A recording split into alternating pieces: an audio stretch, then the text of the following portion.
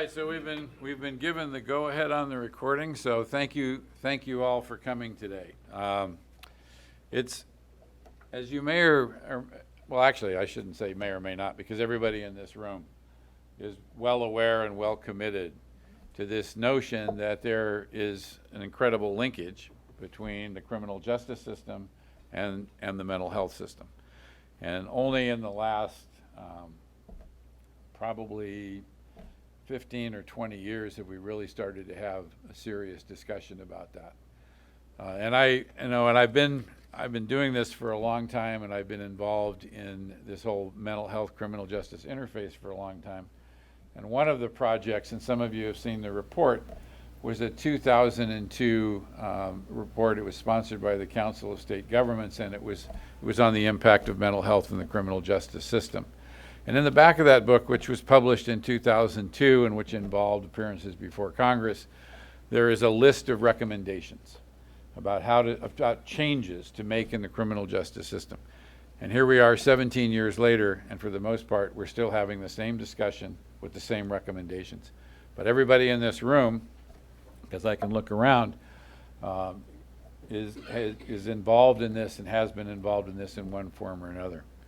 To that end, Mona Miyasato, and Mona, thank you for being here today and taking time out of your schedule, has directed that we look at the criminal justice system in this county and see how we can make improvements, particularly as it regards to getting the mentally ill out of our jail and out of the criminal justice system.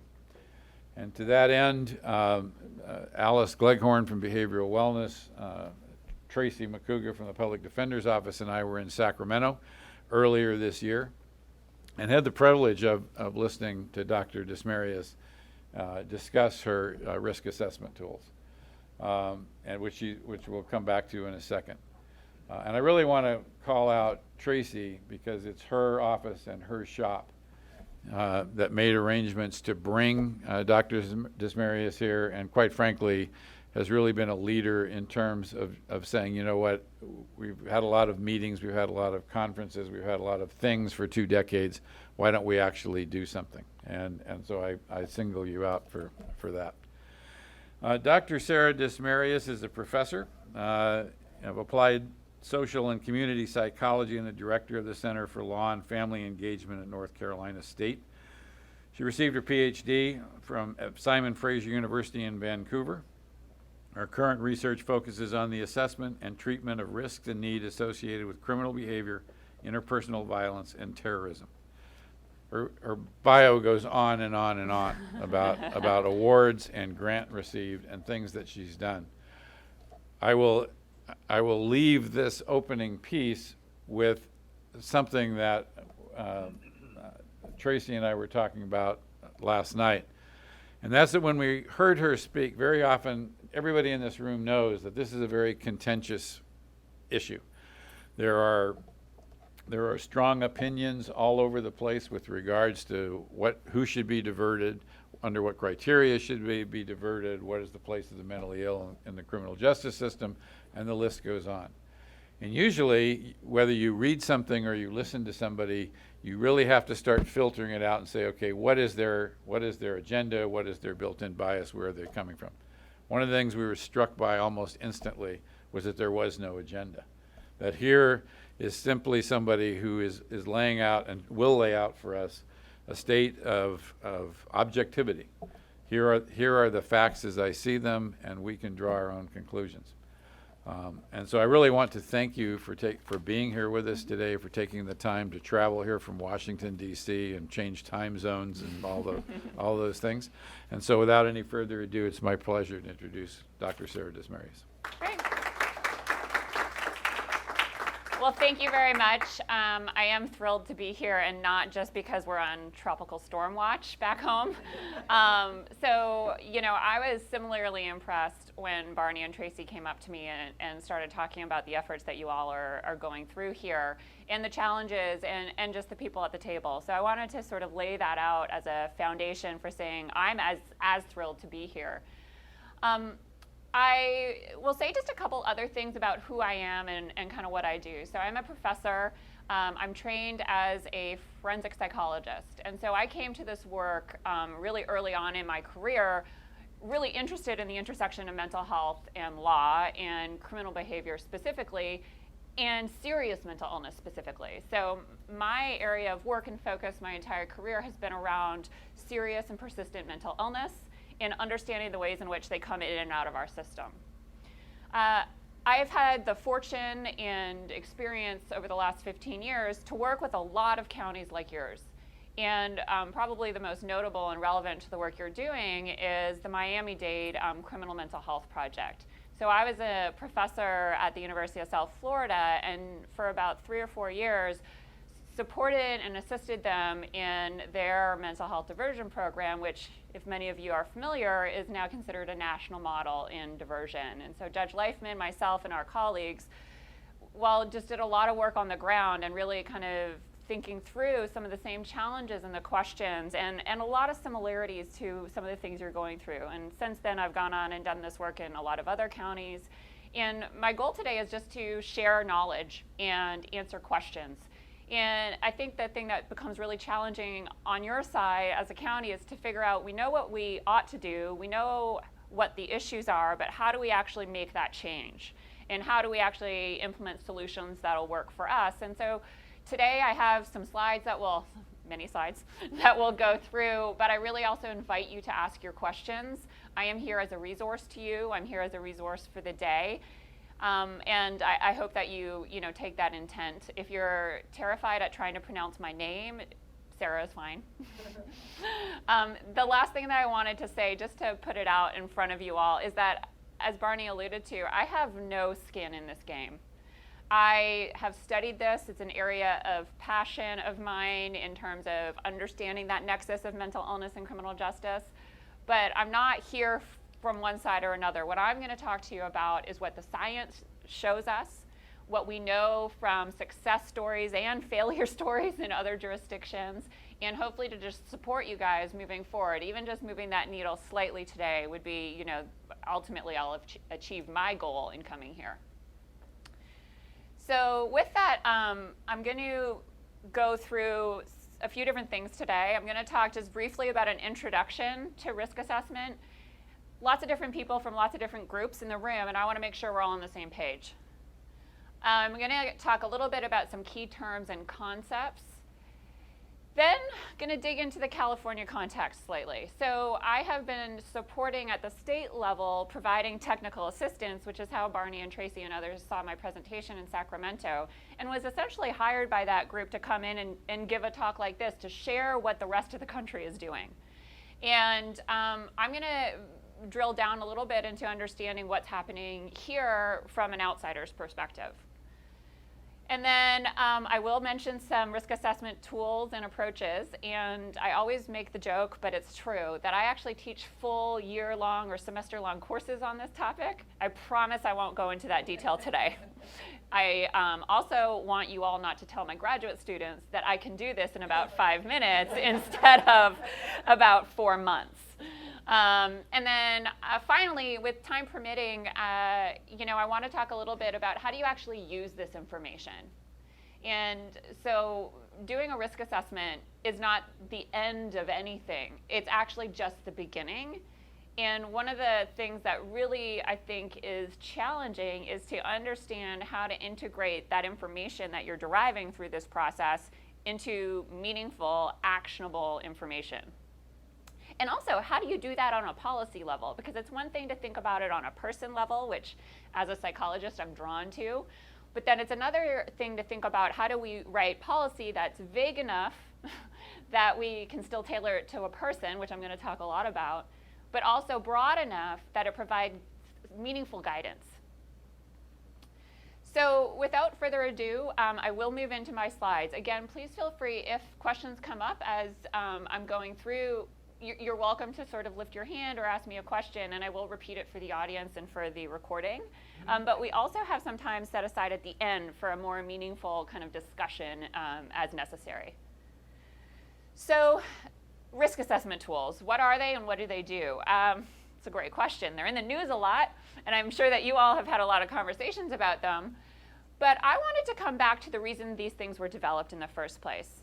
So these tools were truly designed to increase structure, consistency, transparency, and accuracy. They were developed out of a recognition, 100 years worth of cognitive psychology and cognitive science research, that human decision makers were just not very good. And some of us can make great decisions, but those decisions are influenced by our biases, by our life experiences, by our training, by our expertise. And truly, for some people, that actually helps improve accuracy over time, and for others, it can really lead to, and unfortunately what we've seen, is a lot of biases in people's decision making and in a lot of the anticipated and unfortunate directions. So the idea here is that we're going to build on an evidence base to make an even better decision. These tools are not going to replace decisions. These tools are designed to inform a decision. And they're going to help us identify and differentiate between those who are at greater and lesser risk to public safety. They're going to support decision making, and then ultimately, hopefully, if we get through what we're supposed to do today, they can truly guide us in terms of risk mitigation. So risk assessment tools themselves are not the risk assessment process. It is not the case that you fill out a tool and then your work is done. That's actually when the work starts. So the process of risk assessment is going to occur whether or not you are using a tool. And this is something that I spend a lot of time talking about, and most recently with the news media, that the risk assessment process is happening in every single decision you all are making. And whether or not you're using a tool to inform it, you're still going to have to make a decision about risk. So these tools, again, just to drive home this point, are designed to inform and not replace any final judicial discretion or decision making in the context of these kinds of reforms. So that is going to be perhaps a shift in thought or a shift in understanding. And I wanted to show you what I view as the process of risk assessment and where I see risk assessment tools having value and providing information that can be useful. So the first step that you have to do when you're looking at risk assessment is that you have to identify the factors that contribute to somebody's risk, right? Then you have to analyze that information in some way and ultimately use that information to make a decision. So this is going to happen no matter what. Where there is value, and you'll see in a minute, is how we might be able to add an evidence base to those decisions. Once you have your decision, well, you have to figure out what to do with the person. What is the plan?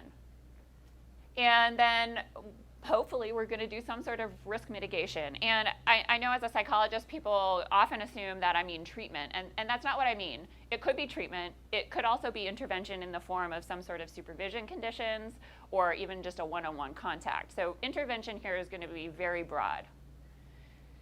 Now, the idea with mental health diversion programs is that we believe people can change. The premise of mental health diversion is that there is an opportunity for treating mental health problems and managing those conditions such that they will not be as involved in our system. So if so, that means their risk will also change. That means we need to come back and review this over time. So risk assessment is not an outcome. Risk assessment is a process, and it, unfortunately, never ends. You're welcome. So the first piece where risk assessment tools themselves can really drive some decision making and support some decision making is this idea of estimating a likelihood of an adverse outcome. That's what they were designed to do, and that's what the research for 60 plus years was focused on, figuring out what are statistically significant predictors of adverse outcomes. Then they also, depending on the kind of tool you're using, might help you create plans and risk mitigation strategies. And this is going to require focusing on factors or characteristics of the person and their environment that could potentially change. Because we cannot target something that is unchangeable and expect to find change. It seems tautological. It seems like, yes, of course, that makes sense. And yet, often in our work, we focus on things that exist and are historical and can't change. instead of actually addressing things that might be possible to change. So we're banging our heads against the wall, throwing resources at things that will never change when there might be lower hanging fruit.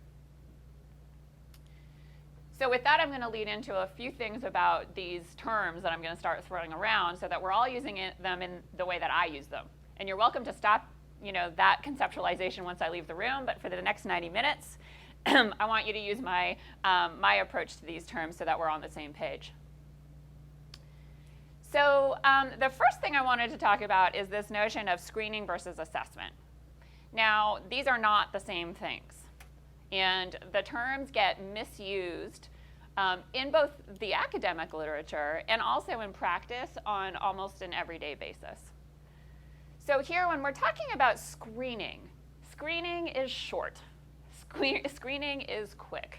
Screening is something that should hopefully take less than 5 minutes. Ideally, if you have a high volume of folks coming through your jail, we have a screening tool that could take under 2 minutes to do. And there are many of those out there. What this does, though, is identify an individual who is potentially at risk. And if there is a positive screen, that doesn't mean they are a risk. It means that you have to do a further evaluation. So here, the real kind of meaning or purpose of risk screening, or any kind of screening tool, mental health screening as well, is to screen out those people we just really don't need to worry about. So let's just not look at those folks at all. Once we have a positive screen, that's when we would need to jump into a more in-depth, full-blown either risk assessment or mental health evaluation. So here, the assessment is going to need to consider an individual's functioning across multiple domains. A lot of the risk screening tools focus on a handful of items, truly maybe 5, that can be pulled from records that are available at the time of booking and are all those things that cannot change. It's usually historical stuff, the number of times they've been arrested, number of prior convictions, prior FTAs, whatever it is. But we still don't know anything based on those tools about how that person is doing in front of you today, what's happened in terms of their life. And so here, you're going to need information from more sources. There would probably need to be contact with the individual, him or herself, maybe collateral information. And if you're listening to me, you're like, that's a lot of work. Yeah. So the more in-depth risk assessment is going to need to have more pieces of information. People do not operate in a void. We don't live our daily life just in this beautiful bubble. Although I'm starting to think that Santa Barbara is a bubble that I would like to spend more time in. But we have an environment around us, right, that is affecting and influencing how we act. We have people around us. I can go along and be very calm and pleasant, but if I am in a space where I'm tired and anxious about something, I'm not going to maybe snap at my family unless I actually have contact with my family, right? So, well, that example just got put on record, but anyway. I wondered why my morning was so peaceful and I feel so rejuvenated today. But I love them, they're great. So I guess what I'm trying to get at is that you can't just look at what's on a piece of paper about a person. The next thing that I wanted to differentiate between, and this is a real kind of pet peeve of mine because I actually have to go into a lot of agencies and fix this, is the difference between screening for risk of recidivism or threat to public safety and screening or assessing for other things. And what I mean by that is risk assessment is distinct from an assessment of mental health, from an assessment of substance abuse, from an assessment of personality disorders. And often what we see happening in practice is that agencies or counties or individuals implement tools that are an assessment of one of those things that are related to risk, but do not provide the whole picture. And so here are some examples of things that I've seen in practice are things around most of those I mentioned, but also cognitive functioning. The one I wanted to return to is personality. So what we see often happening is people looking at, in the criminal justice system especially, psychopathy. And that's something that's evaluated a lot. And in fact, recent reviews that myself and others have conducted show that one of the most commonly used risk assessment tools when you ask agencies and providers is the psychopathy checklist.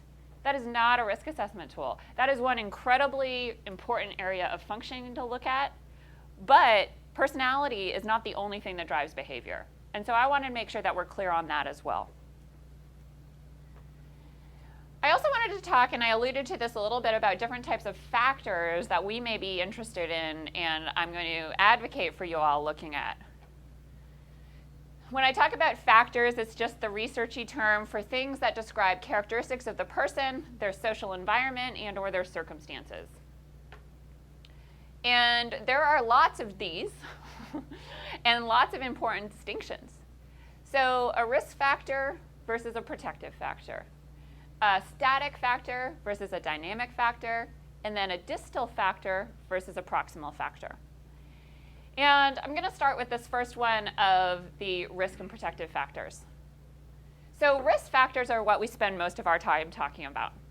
Risk factors are what are those characteristics of the person, their environment, or their circumstances that increase their risk to public safety.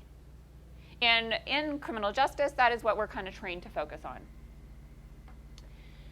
Another way of talking about these would be thinking of precipitating factors, right? So what precipitates the crime? But the other side that I think is incredibly important to consider is what are the positive characteristics of this individual? What are the things that might protect or mitigate against the presence of these risk factors? And so these are going to be aspects of their environment or of the resources that they themselves have or other things external to them that reduce the likelihood that the threat to public safety will actually occur. And when I do training with clinicians especially, I like to do the exercise of saying, well, even the highest risk guy that you have, even the most high risk offender in your system, is not actively engaging in violence to everyone all the time. And so I'll ask the question, what's going on when that's not happening? And sometimes the answer is the person is asleep, right? But that in and of itself is a window into how can we manage that individual's risk. Because then the reality is there is something that is going on, the person being unconscious being one of them, that means that this individual is not engaging in this adverse outcome even though they have all of these other risk factors. Now that's an extreme example, but it drives home the point that there are strategies and things that exist within a person that actually are there already. So when we're talking about risk mitigation, and when we come back to this later on in the presentation, protective factors are low-hanging fruit. So I really like easy solutions. I like to make things easy on myself and easy on those around me, right? I'm not a big fan of going after the hardest thing we could possibly do. So when we consider protective factors, oftentimes it provides a foundation for risk mitigation that takes almost no effort. And we'll come back to that idea in a minute. The other thing that I wanted to talk about here is that I truly view protective factors as more than just the absence of risk. And the idea here is that just not having, for example, a history of conviction does not necessarily also mean that they've been engaging in a lot of pro-social positive behaviors, right?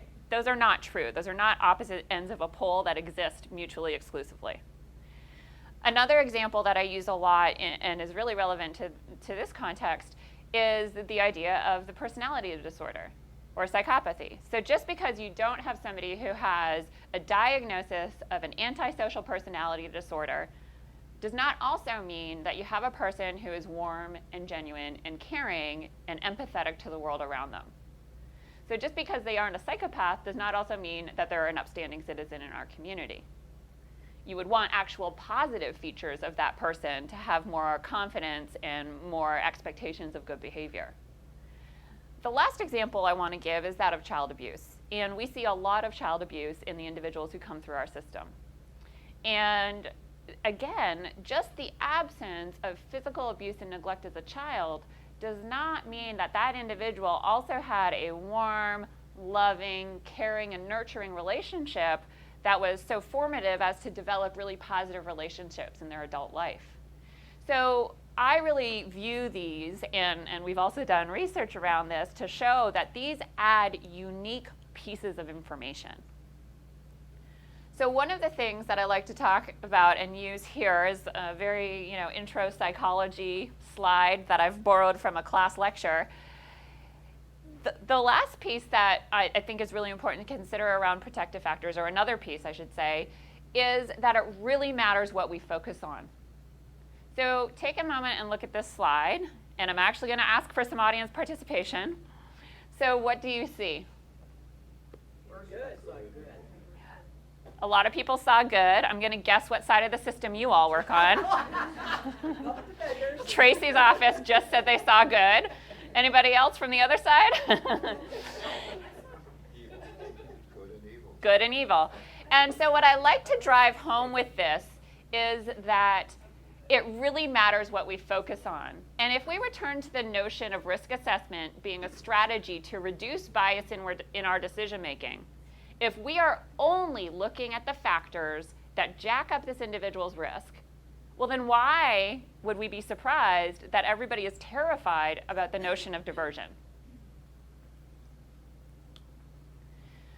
Another thing, and I talked about this already in relation to risk mitigation, is that here, treatment is not just fixing what is broken, it is also nurturing what is best.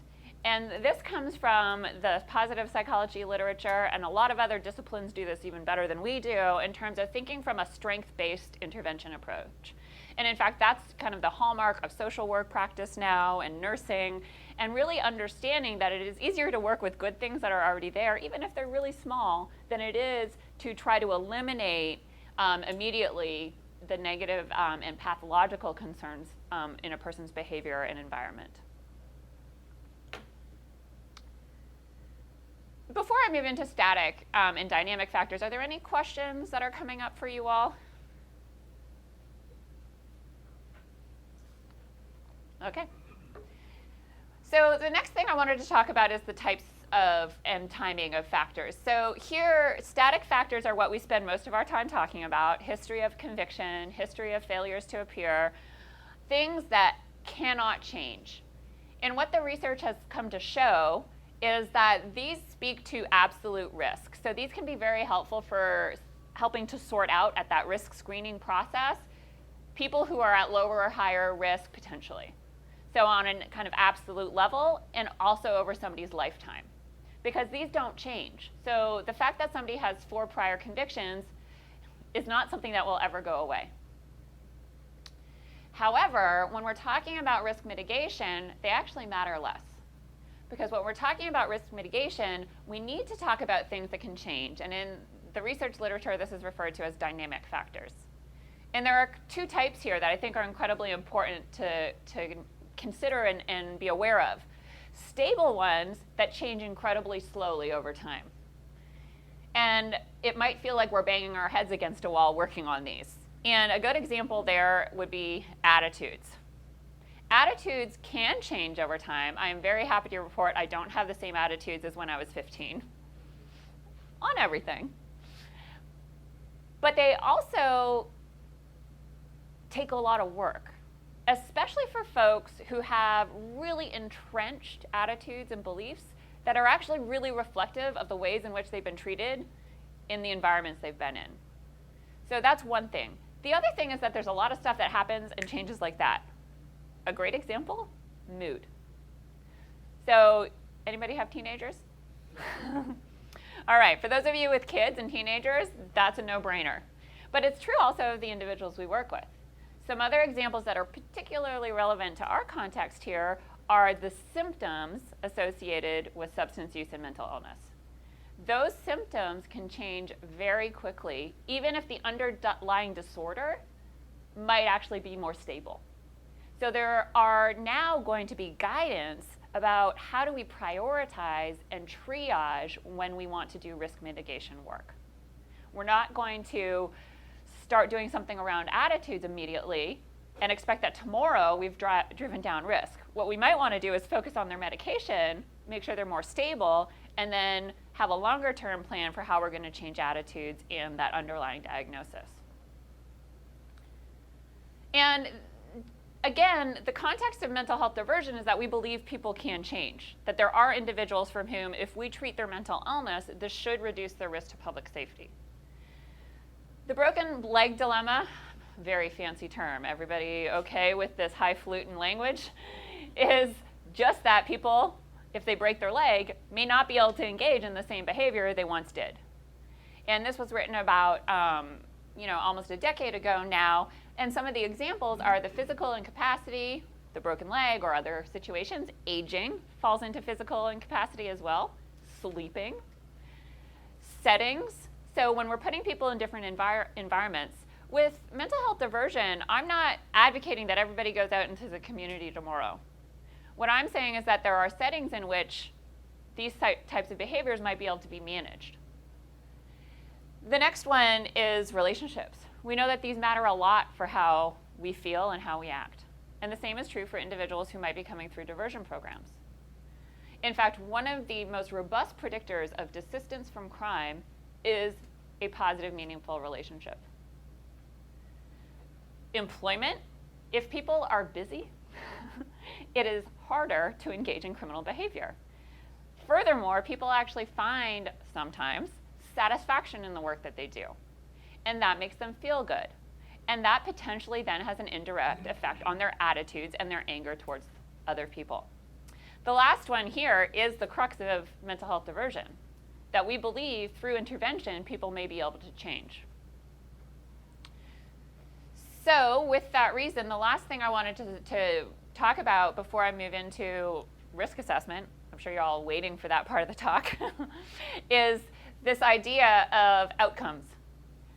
And risk assessment has a long history in criminal justice. In fact, some of the earliest tools, the earliest tool that I'm aware of as a real tool was the Vera point scale for pretrial diversion and release, and that was in the 1960s.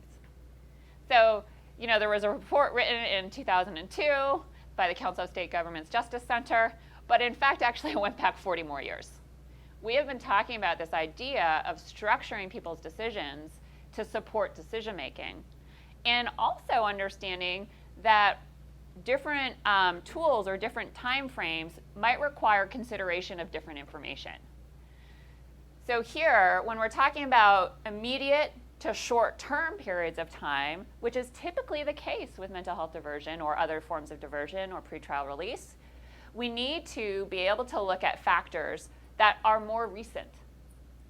So when we're talking about diversion, it might be less relevant that 15 years ago this individual committed a homicide, and more relevant to look at the last couple of years or even months to understand what this person will do in the coming months. And that's not just something that we've said this makes sense. We've also done a lot of research on this. In contrast, when we're talking about the longer term, it will start to be more important to understand this idea of what's happened across a person's lifetime. And so this plays into now the timing of people's behavior, how they're doing now, how they've done in the past, and also the kinds of factors. So pulling it all together, we need to have an understanding and really an assessment that considers a bunch of different things, right?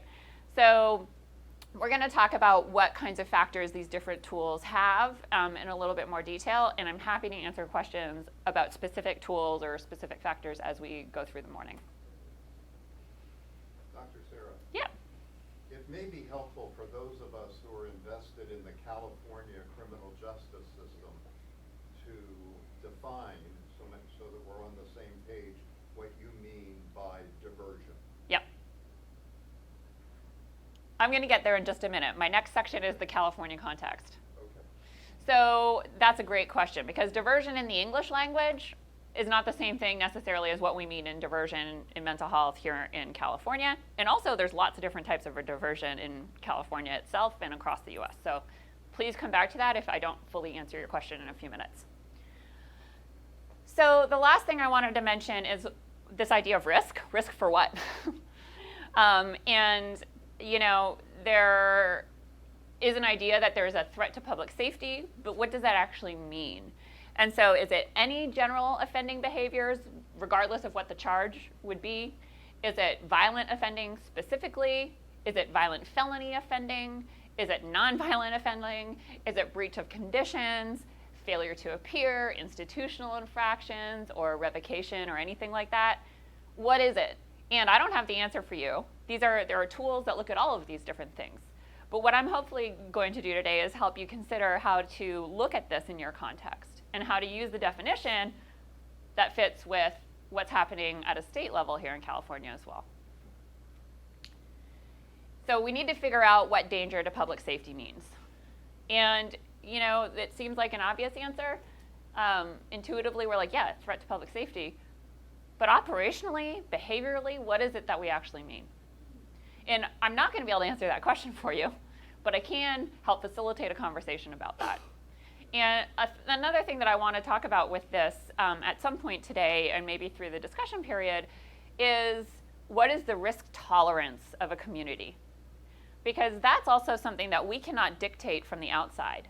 I can tell you what the definition of danger to public safety that they've come to, say, in Mecklenburg County, North Carolina, but that doesn't mean that's what you have to be comfortable with. Or even what LA County has defined as danger to public safety versus here. So I want to have a conversation about that, and I can support you all to maybe make some decisions or have that discussion move forward, and I certainly can't answer it for you. So we're going to talk a little bit about mental health jail diversion and then looping it into the California context. So traditional court processes, they just don't work. My apologies to everybody in the room. The Get Tough policies in particular, and I'm saying this as a scientist, are not effective in the true definition of effectiveness, meaning that they produce meaningful change in behavior at a population level. In psychology, for almost 100 years now, are people familiar with Skinner and his rats? So let me go through that very quickly for those of you who didn't have the pleasure of taking Psych 101 with me. So Skinner is the sort of father of behavioral learning and reinforcement to look at behavior change. And he famously did experiments with rats where he would use different kinds of reinforcement and punishment and look for meaningful behavior change. And what we know, based on almost 100 years, and I'm not exaggerating, this stuff was almost 100 years ago, punishment is the least effective type of behavior change. It is going to produce the least amount of behavior change. And that's really hard to get our heads around. Because we are set up as a society to focus on punishment in criminal justice. And that's the structure of the systems. So I'm going to tell you why they don't work. There are certain conditions, and they're very specific, under which punishment will produce meaningful behavior change. So apply this to the criminal justice context. Also think about it if you have kids or pets. Punishment will only work if it is at maximum intensity all the time. That is not how our system works. Punishment must also be immediate, insofar as no delay between behavior and punishment. Dare I ask how long the time from arrest to court process is here? Sure. You can ask.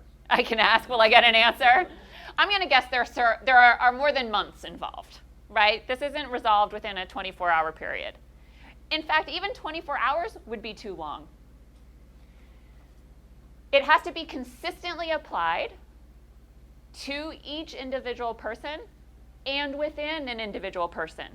And that is not how our criminal justice system works. And then finally, there has to be a blocking of escape and alternative behaviors. Even when punishment is enforced well, there are still opportunities within whatever that looks like for some of these behaviors that wouldn't be punished. And I don't mean that people are jumping over the walls of your jails. I mean that even within the confines of a secure environment, people can engage in behaviors that go unpunished. And they can be very minor in nature, or they can be very severe in nature. So what we have is a criminal justice system, and this has been said, look now, this paper was written in 2010. And this was, at the time, they were saying, hey, everybody, we've known this for 100 years. And now another, 10 years later, I'm saying, hey, guys, we still know this. That the way to produce meaningful behavior change with punishment is simply, and I will say it, impossible within the criminal justice system. So what do? We have to look towards strategies to engage in reinforcement and rehabilitation. So reinforcement doesn't mean that we're giving everybody, gold stars for good behaviors, that we're ignoring all the bad things that they're doing. But we have to come from a reinforcement point of view, which could involve giving something good or taking something bad away. And we have to look at the underlying reasons why people are engaging in these behaviors. All right, so mental health jail diversion really came out of this idea of traditional courts are not necessarily going to solve all of these issues. And here we might need to shift our focus from punishment to other strategies. So the mental health jail diversion model allows for the implementation of the risk-need responsivity model. And I'm going to come back to this at the end of the presentation, but I wanted to introduce the ideas now. The risk principle meaning that we have to consider that person's risk to public safety and respond, calibrate the level of intervention, resources, and supervision to the level of risk. The second need principle is that we have to actually, if we want behavior change, target the reasons why that person is engaging in the risky behavior. And then finally, we have to do it in a way for that person to be responsive. So what might work for Joe may not work for John. And to be able to do that, you need to have an understanding of the reasons why they're engaging in these behaviors and what the estimated level of risk is. So with mental health jail diversion, we might have an opportunity to create meaningful behavior change.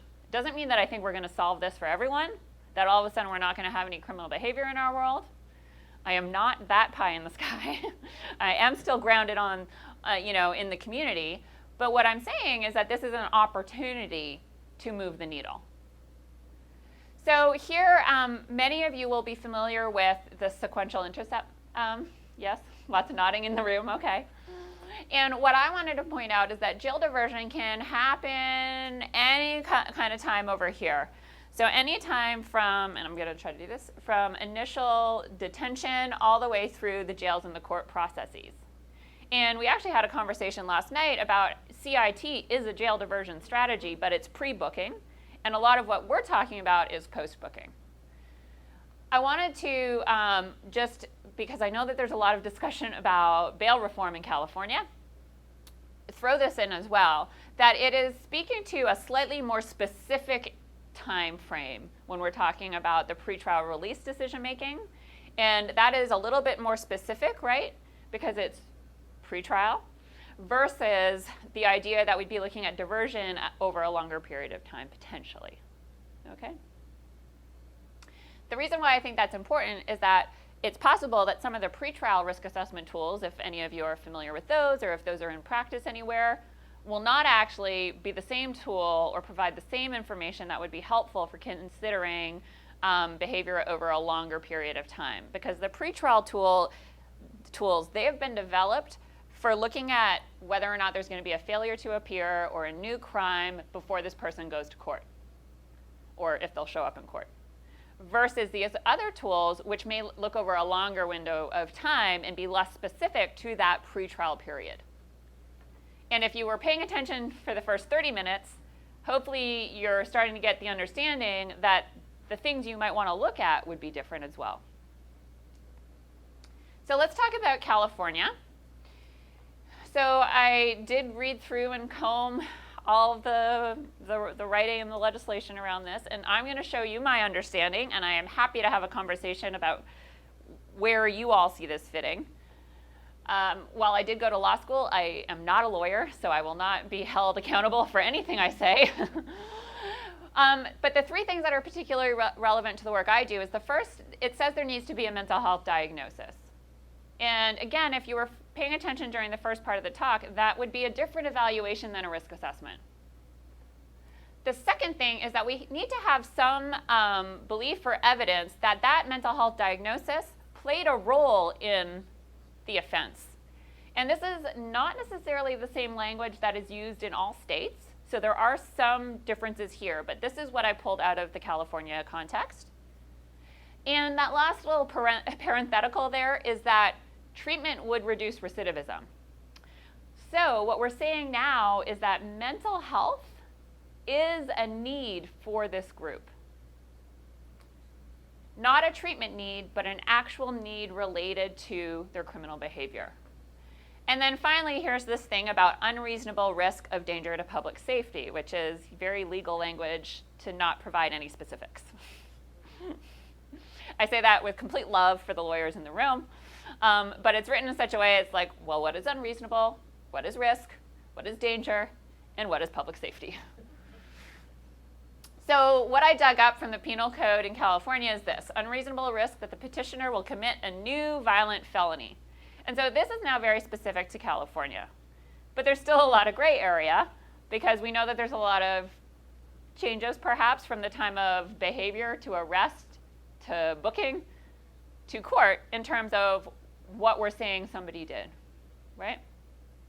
So I provide this here to anchor us in what is going on in California, but also to leave room for discussion of what does that mean in terms of a risk tolerance for this community. So I'm going to start to go into risk assessment tools themselves. And before I do that, I just wanted to pause and see if there were any questions that you want to bring up before we move on. Tracy? I'm interested in your experience, what groups are defining the risk that the community is willing to tolerate. Yeah. That's very political to me, and the definitions of risk to public safety, because all of us in this room are working together in all these groups. We've never talked about that. We're trying to define things, but in the context of your work, how has that been done and accomplished? I'm going to have an incredibly unsatisfying answer for you. So the question is, how have other groups defined this idea of risk to public safety? Procedurally, what's happened is that usually it's a coming together of stakeholders, people around a room coming up with what they feel like that community is going to tolerate. It is incredibly political because there's going to be different groups with different interests at that table and different things weighing on them. But it really needs to be a decision, and I believe that is made around a table, discussions over time, and of course under the guidance of the statute that's governing the decision making. That was satisfying. Okay. But we can talk about that more after the formal presentation too. So I'm going to jump into risk assessment and talk just briefly about different kinds of approaches. The first one is what we call unstructured. And not that people are just running around saying high risk, low risk, but that they're not following a set protocol checklist that has been validated in some way, so that has been shown to predict the outcome of interest using research, but rather that they're relying on their professional training and experience. And this is very well accepted. And if you recall, I'll say that anywhere I go, people are engaging in risk assessment all the time, whether or not they're using tools. So this is that first approach. The second thing that we need to talk about with this is that there are some concerns. And you'll recall at the beginning of this presentation, I said that these tools were developed to try to reduce the biases that are inherent in human decision making. And what we've seen since the 60s really is that there are concerns with unstructured estimates of risk to public safety because they differ tremendously as a function of your training and experience. So people of different disciplines or different professional backgrounds will focus on different things. And now that is complicated in the context of legal proceedings. There's a lack of transparency. So even if you are following, say, bail statutes or following a set list of criteria that you're allowed to look at, the extent to which each one of those areas of functioning or characteristics or factors is weighing on your personal decision-making is very hard for us to know. It's hard for people around you to know, and it's actually very hard for us to be able to describe that. one other thing about us as human beings is that we're not great at really disentangling how much we're weighing one piece of information versus another. We're not computers. That's not how our brains work. The next piece is that there's going to be a lack of consistency, of course, both within how we make decisions about or estimate risk about one person, and also how it's happening even within one small county for all the defendants that are coming through the court. So now this is, both a ethical and legal concern. Humans, we are highly susceptible to biases. I've said this already. And the one that's, at the forefront of the national debate right now is around race and ethnicity. And that we're seeing disparities in criminal justice decisions as a function of the person's race and ethnicity. We see that as well with things like mental illness, right? There comes a lot of stigma and belief, and I'll say myths, about how people with mental illness behave and act. And so here now, what we actually ultimately found over 30 years ago through decades of research is that these decisions of risk that are based on unstructured approaches are very poor in their accuracy. That's not good.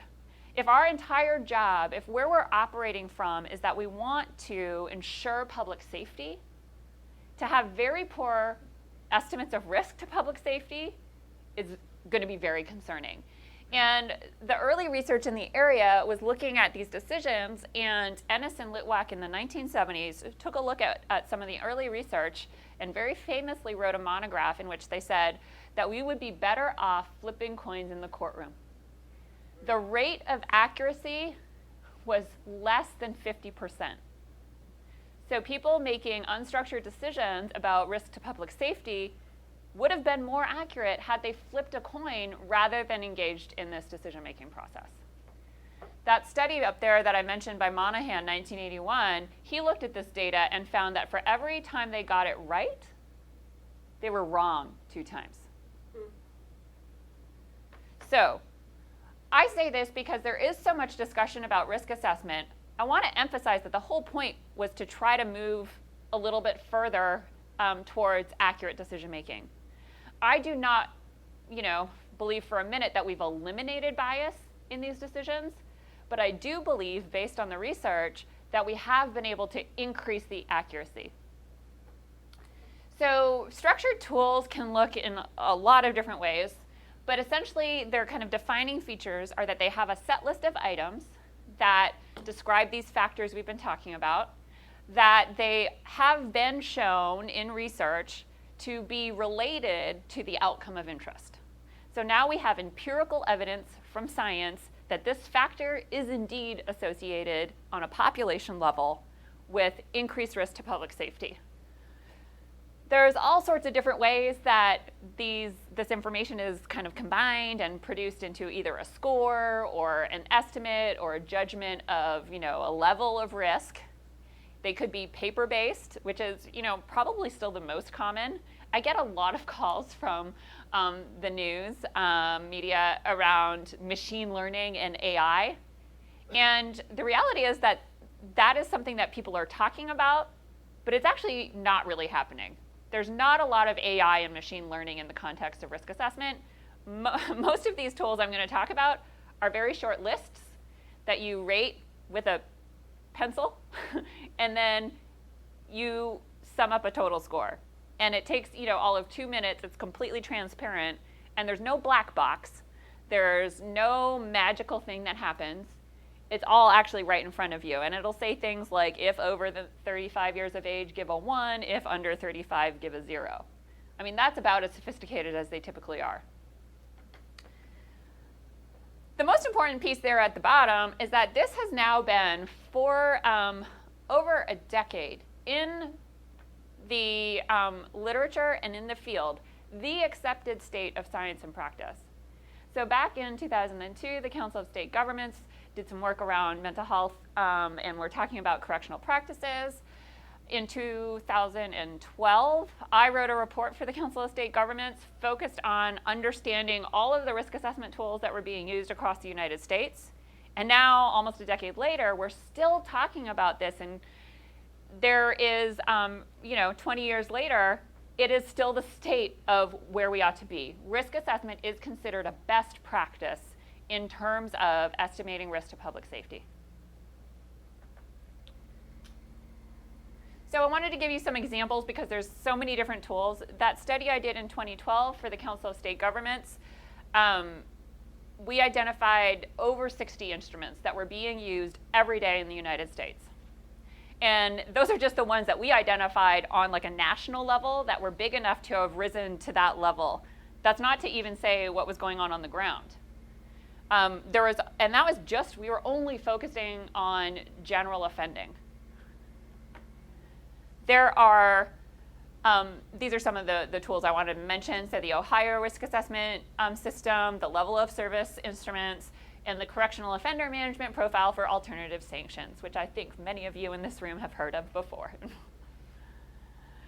Now, let's jump into violence risk. If there were 60 plus instruments for recidivism, there are over, at last count, 400 violence risk assessment tools across the world. I'm showing a couple of the heavy hitters and most frequently kind of cited ones up here. The HCR 20, the START, and the Violence Risk Appraisal Guide.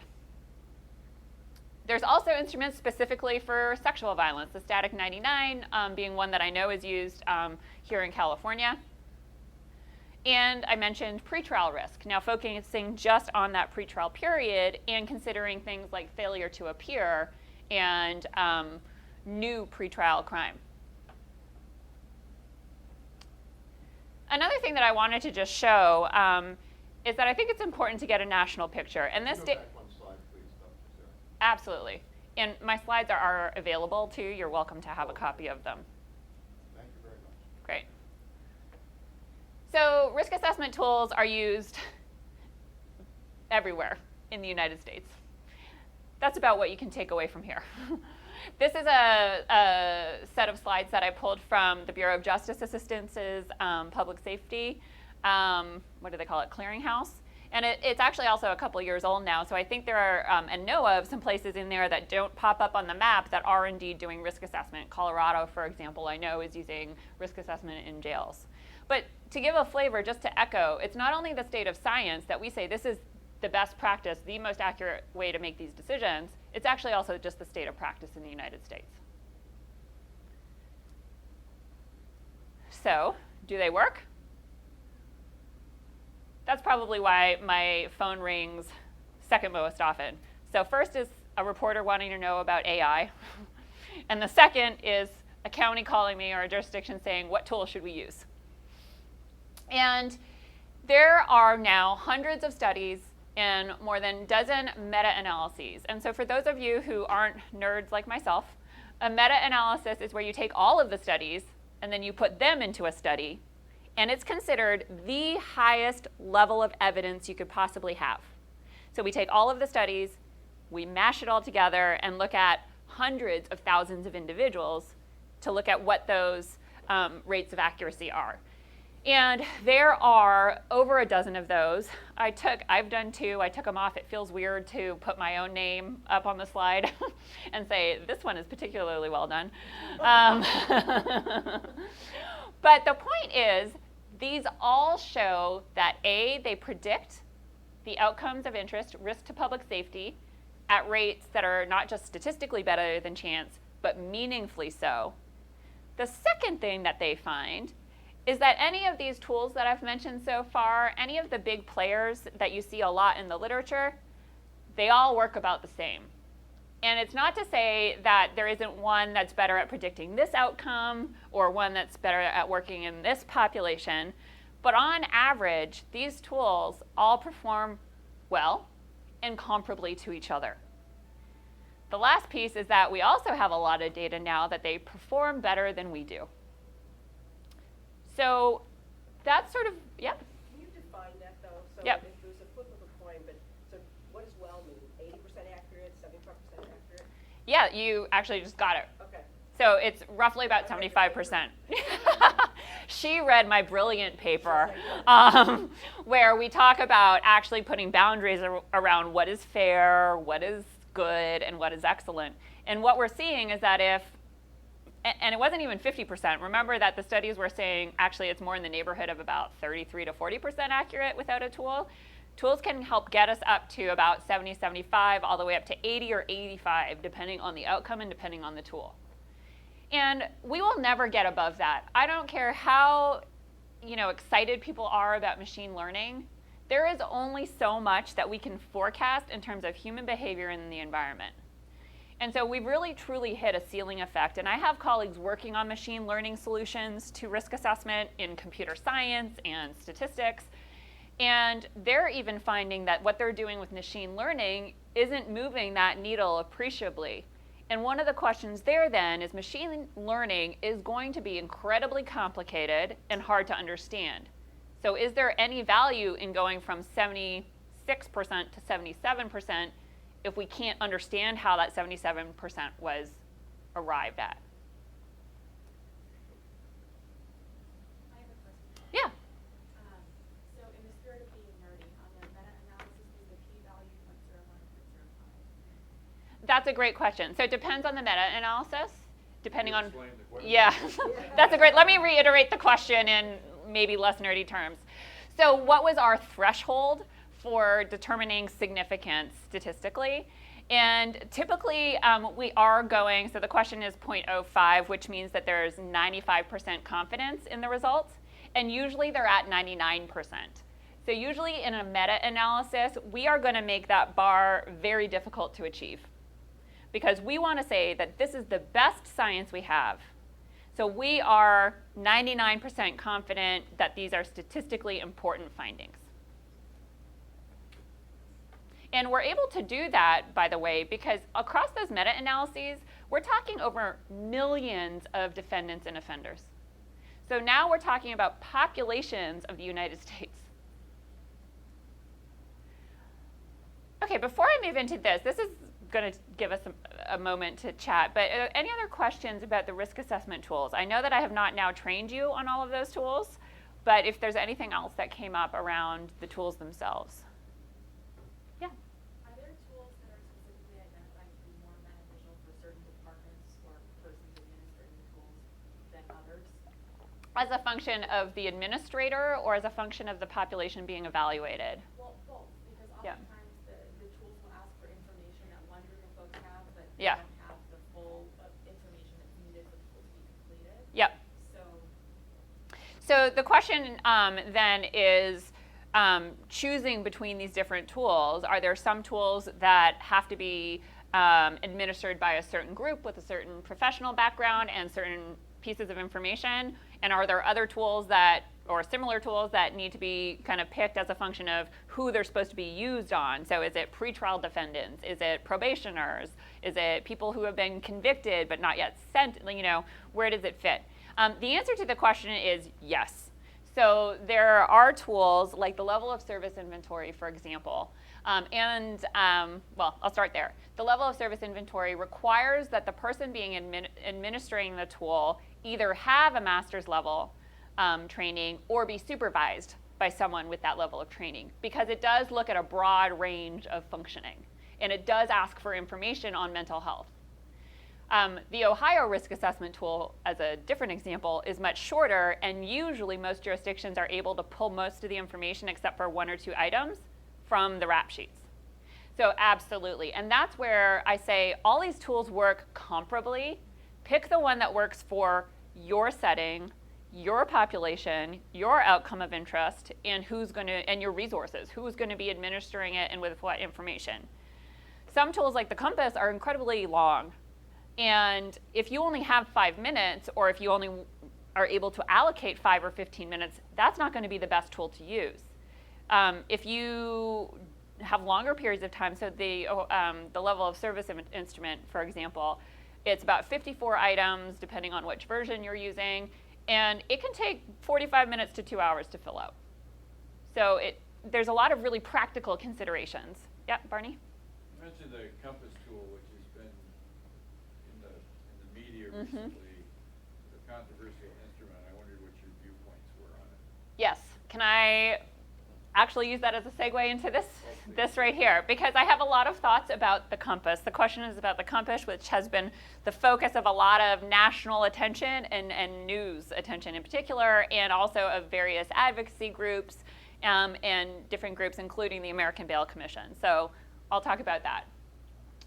So the quality and accuracy of these tools, this is great. It's like I planted these questions in the audience, will depend on the information that goes in, the quality of that information, the availability of it, and also the accuracy of it. And for anyone who's worked with, say, administrative databases, we know that it's not always perfect.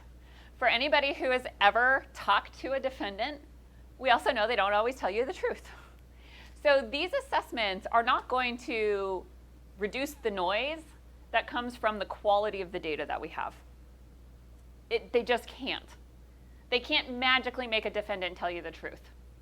What we do need to consider then is what kinds of information we're using to fill this out, and also where biases might be in that information. There's a really wonderful paper written by Sandy Mason that I'm happy to share with folks who are interested in reading it. She's a legal scholar at the University of Georgia, and her paper is called Bias In and Bias Out. And it's all about this notion of risk assessment, that whatever information is going in will have to be the information that the risk assessment tool uses. And if there's bias in that information, there will still be bias in the information that comes out of it. However, everything I have seen in the research literature shows me that there is a reduction in bias using the tools. So it's not going to eliminate systemic disparities in our criminal justice system, but it will actually reduce biases in the decisions at this point in time. She called it bias in, bias out, even though I suggested garbage in, garbage out, but she didn't think that that would fly for a law journal. So some examples there of things that you might be concerned about, of course, are age of first arrest and prior violent convictions, because we know that there are differences on a population level as a function of who gets arrested, for what, and whether or not they're convicted. So again, just to reiterate that despite a lot of the hoopla that we're hearing about right now, the peer-reviewed studies, and I say peer-reviewed because it's incredibly important for this research to be the subject to scientific review, so that when people are doing studies, other scientists are reading it to make sure that they followed the right approaches, they used the right information, and they did the analyses in the right way. A lot of what's out there right now didn't do that. And so we actually see in the research literature that there isn't systemic disparities as a function of race in risk assessment results. And when there are differences as a function of race, they're not always in the anticipated direction. So they're both very small and not statistically significant. So one might be 71% and the other one's 72% or 73%. And sometimes we actually see that there are more accurate results for Black or minority defendants than there are for white defendants. Now, of course, premised on the fact that the follow-up information we have could still have systemic bias in it. We can't eliminate that. There is no evidence that I've seen in the peer-reviewed literature that suggests that any tool, including the compass, is contributing to more biased decision-making. So while risk assessment tools, including the compass, may not achieve a defined notion of fairness, they still are actually better than the status quo. So what little research that I have on the compass, and I'll explain that in a minute, that I've seen is that it actually performs quite well at a comparable level to the other tools, and that there are no systemic disparities in its outputs as a function of race or ethnicity. And it was one of the instruments that we included in our 2012 review. That said, there still are concerns that I think are legitimate from more policy and legal perspectives that are worth considering. It is a proprietary tool. It is the only tool of which I'm aware that the owners will not give you the secret sauce. So they won't provide us with the algorithm through which the information is used and weighted to produce the outcome. Every other tool of the main ones provides that information explicitly and actually is like on the form when you fill it out. The other thing there is that because of that, we don't know the consistency, or that idea of consistency and transparency may be lacking. And a lot of the attention on risk assessment right now nationally is because of this one report that was in ProPublica around the compass with data from one county over one period of time. And so I would say that I don't have reason to believe that this is something that we need to be concerned about with the compass from a validity point of view. But there are other concerns that could exist in terms of challenges to its use from more of that legal perspective. Does that answer your question, Barney? Okay, so we do have, I think, still some time, checking in with folks who organize my schedule, but we still have some time, right? To go through some of the risk mitigation and then to open it up for questions. So before we do move on from the tools themselves, does anybody have anything else they want to ask? Tracy? Obviously, on the public defender side, everybody was influenced by the ProPublica piece. Do you, or does the scientific community have an understanding of why that would have been an outlier if the compass is in fact as solid as the literature suggests? Yeah, so there has been, the question is around why ProPublica found the result that they did. So there has been a reanalysis of that data in the scientific literature, and there's many different reasons why we think there were issues. The first was they did not follow best practices in terms of research for conducting studies of predictive validity. So there are simply things that they did wrong in their analyses. The tool and the application of the tool was not actually as intended in Broward County, and in the way, it was not used in the way that it was interpreted in the ProPublica report. The other thing is that we don't know anything about the training or the implementation of that tool in Broward County. So there very well could be things about its use in that county that contributed to some of those findings. And I will not speculate on record as to what those are. And then finally, the last piece is that they actually made some errors in their interpretation of their statistics. So actually just factual errors in understanding their results. And it's not surprising. These are a couple of reporters who are not trained in research methods in risk assessment. And while they did consult with and talk to some experts in the field, they still made mistakes, and there were limitations that ProPublica report, if I never have to talk about it again, it will be the success of my career. But because I do have to talk about it, it has been completely rejected in the scientific community. And so it feels a little bit to us like the perseverance on studies around from the 90s around Alzheimer's and tinfoil.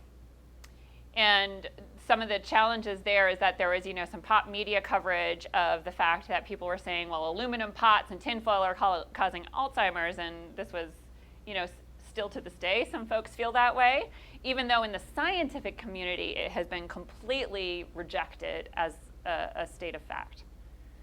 So it's now, that study has been reanalyzed by a few different groups and published in the scientific literature. I think the challenge is then it feels very defensive anytime people see a rejection of that ProPublica report because it created such a splash. Thank you. Okay, so let's imagine we've all picked the best tool ever, and we are going to reduce risk. So using a tool in and of itself will not improve public safety. And it is naive but common to think that that will occur. Because it's not the fact that just by increasing accuracy in our estimates, everything else will fall in place. It does not mean that that information will actually be used to reduce risk. So what I want to talk about a little bit is how we would actually use that information in this context. So to improve outcomes, You actually have to use it appropriately, which is one of the comments that I mentioned about the Broward County ProPublica report, is this idea of whether or not it was implemented, the tool was implemented with fidelity, meaning that it was implemented as it was designed and validated to be used. And again, I don't know whether or not that's the case. I don't have insider knowledge as to what was going on in Broward County, but it is a question. The second thing is that the information has to be communicated to people. What happens a lot is that a risk assessment tool gets completed and either goes on a file somewhere never to see the light of day again, or it ends up being like a one line in a 25-page report. And then everything else that somebody reads before they get to that one line has already shaped an estimate of risk and a decision, and that one little line at, halfway through the back of the report is not going to make a difference. It then also needs to actually be used to inform what we do with individuals. So if individuals making decisions about these people look at the risk assessment and go, no, and then carry on and do what they were going to do anyway, then we're not going to see risk mitigation. And then finally, the last piece I'm going to talk about is just the need to return to these. Again, in the context of mental health diversion, we're saying people may change. That's the premise of mental health diversion, that through diversion to alternative settings, to treatment, to other interventions, we can reduce this person's risk. Well, then we need to look at their risk again. So I'm going to touch on each one of these briefly. Successful implementation of a risk assessment tool is hard to do, and it will take time, and it'll be costly, both in terms of actual dollars potentially, but also people and resources. So I will not go through this in detail. This could be a whole other course itself. I wanted to just mention that there is a publicly available guide that was developed for juvenile probation, in fact, that is a really great resource available on the internet that walks agencies through the 8 steps of successfully implementing a risk assessment tool and provides resources and worksheets and strategies at every single point. So I highly recommend looking for this guide. It was written by Gina Vincent, Laura Guy, and Tom Grisso under the Models for Change program. Even though it is for probation for youth, it is absolutely applicable, and I've used it in almost every jurisdiction that I go to guide this process. So everything from preparing the materials, from getting ready, through all the way looking at full-scale implementation and what needs to happen over time to make sure that the information is still being completed accurately and used appropriately. I'm happy to share the link to that for anybody who might be interested. We talked a little bit about this already, so thank you, Dr. Lee. This is the questions about, well, which tool should we use? And it really depends. Who can complete it? With what information? At what point in time on that intercept model? And how? So actually, how does it work? Is it machine learning? Is it a short checklist? Is it a 25-minute interview? Is it a 2-hour interview? What is it? And then on whom? So what population of people? And people like myself can support you all in making those kinds of decisions as you're exploring new tools. I also wanted to just share that part of a report that I wrote for the Council of State Governments Justice Center in 2012, which is available online, was providing guidance around these 4 questions. So what is the evidence for that particular risk assessment tool? What is your outcome of interest? And so today we've been talking about public safety and how is that defined? What is the population upon which it can be used? So for us, in the context of mental health diversion, you would want to know that it has been validated for individuals who are justice involved and have mental health problems. And then finally, what is the context? And so our context here is this idea of mental health diversion. And I am happy to talk during the question period and discussion period about what I know of the various tools that have been used in those different time points. So we talked a little bit about this already, that there are some differences. Generally speaking, the tools work best for the population they were designed for and the outcome they were designed for, which seems obvious, and yet I have seen things like the static 99 being used to predict general violence, even though it's specifically designed for sexual offending. And I wanted to give you just a quick flavor of what I know about the top maybe 5 or 6 tools here, 5, for mental health diversion.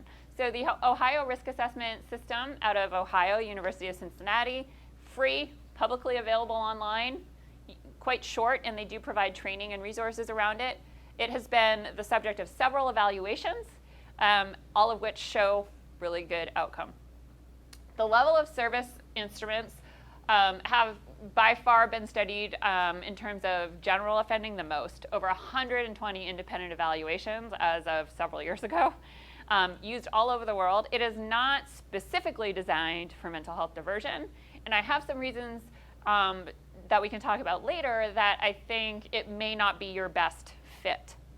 It is something you need to pay for, and that has certain boundaries and criteria on who can fill it out. The compass, of course, most of you are familiar with. It has been the subject of over 30 evaluations.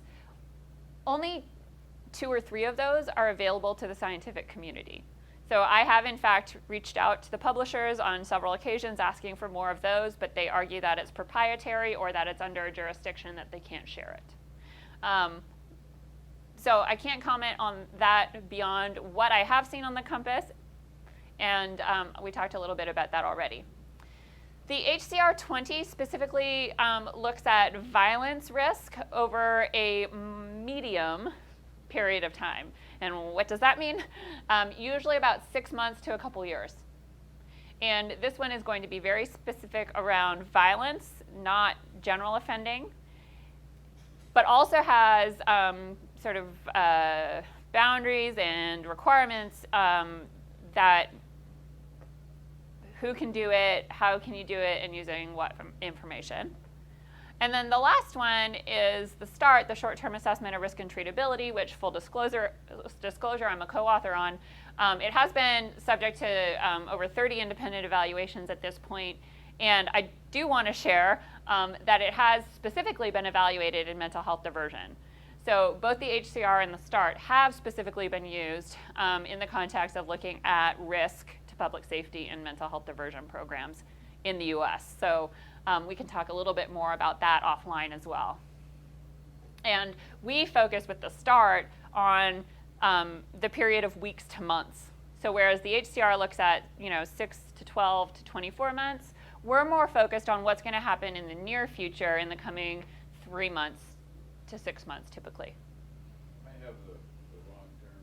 Do you know about what do you know about the Virginia Risk Assessment Tool? No, that is the right term. So the VPRAE, as it's lovingly referred to, the Virginia Risk Assessment Tool, is focused specifically on pretrial. So it is designed only to predict new criminal activity and failure to appear in court before court. So it is not designed to forecast anything post-court, post-conviction. And so it is very linked to that pretrial decision-making process. I also know that the Virginia Crime Commission is publishing a revised version or announcing a revised version in November. I have no idea what it'll look like. I don't know what they've done in the kind of intervening years since the previous revision came out, but I do know there's a new one coming. Is that also true of the Arnold Foundation? Yes, the public safety assessment as well is another one. That one, again, is bounded on the pretrial period. It is specifically focused on what somebody will do before there's a disposition on their case. And what that means is that typically it's going to be a different period of time and different outcomes than what we're looking at for mental health diversion. The way that those tools, the VPRAE, the public safety assessment for the Arnold Foundation, and the other ones that are specific to pretrial, they're designed to be so short that they can be completed before first appearance. That is their purpose.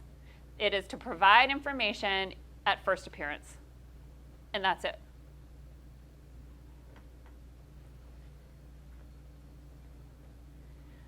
So what is our outcome of interest? And again, this is going to need to be a conversation in your community to help define what public safety is and unreasonable threat to public safety. Some instruments also, as we talked about at the beginning, are going to be more or less relevant to intervention. So I want to return actually to the VPRE and the public safety assessment, the PSA. Those pretrial instruments are almost exclusively static factors that are dependent upon what this individual A, has done in the past, and B, shows up on the records. So prior failures to appear, prior convictions, all of that. It does not provide, almost neither of them do, any guidance about, well, what would you do to mitigate those risks? Because they are simply not areas of functioning. They're just statements of prior behaviors. So there's nothing about mental health, for example. And I just actually wanted to transition to this slide, which shows you a little bit about what they're designed to do. So there, the PSA, which was brought up, the public safety assessment, the VPRE, the Virginia Pretrial Risk Assessment Instrument, and then the other ones that I've already mentioned. And you can see from this chart, again, which can be made available on my slides, gives you a sense of what they're actually designed to do. Notably, the VPRE does not forecast specifically new violent crime during the pretrial period, whereas the public safety assessment does provide a separate indicator for new violent crime during the pretrial period. So the VPRE just looks at any crime during that period, and the PSA looks at violent crime specifically. And then same with the other instruments as well. You can see kind of what periods and what outcomes that they're designed to look at.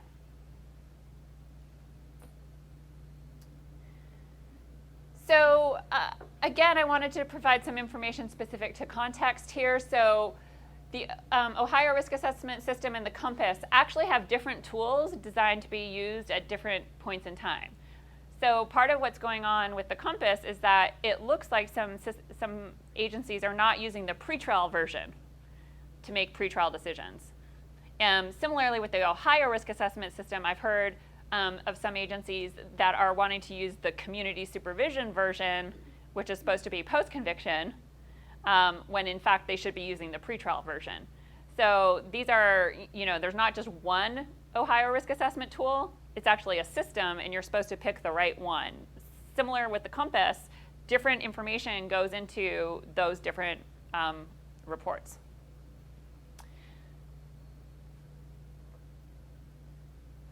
There are some suggestions that some of these tools will be better for individuals with mental health problems, which we can talk about a bit more later, and also for different subgroups, whether defined by race, ethnicity, or by gender is another good one. And then one of the things I like to just mention is that there is limited research, not saying that the research is limited, but rather that there's not a lot of it, digging into some of these questions about subgroups. So whether it's by race, ethnicity, or whether it's by gender, or whether it's by folks with mental illness or not. And it's not because people are trying to hide the information, but rather that the state of the field was not there.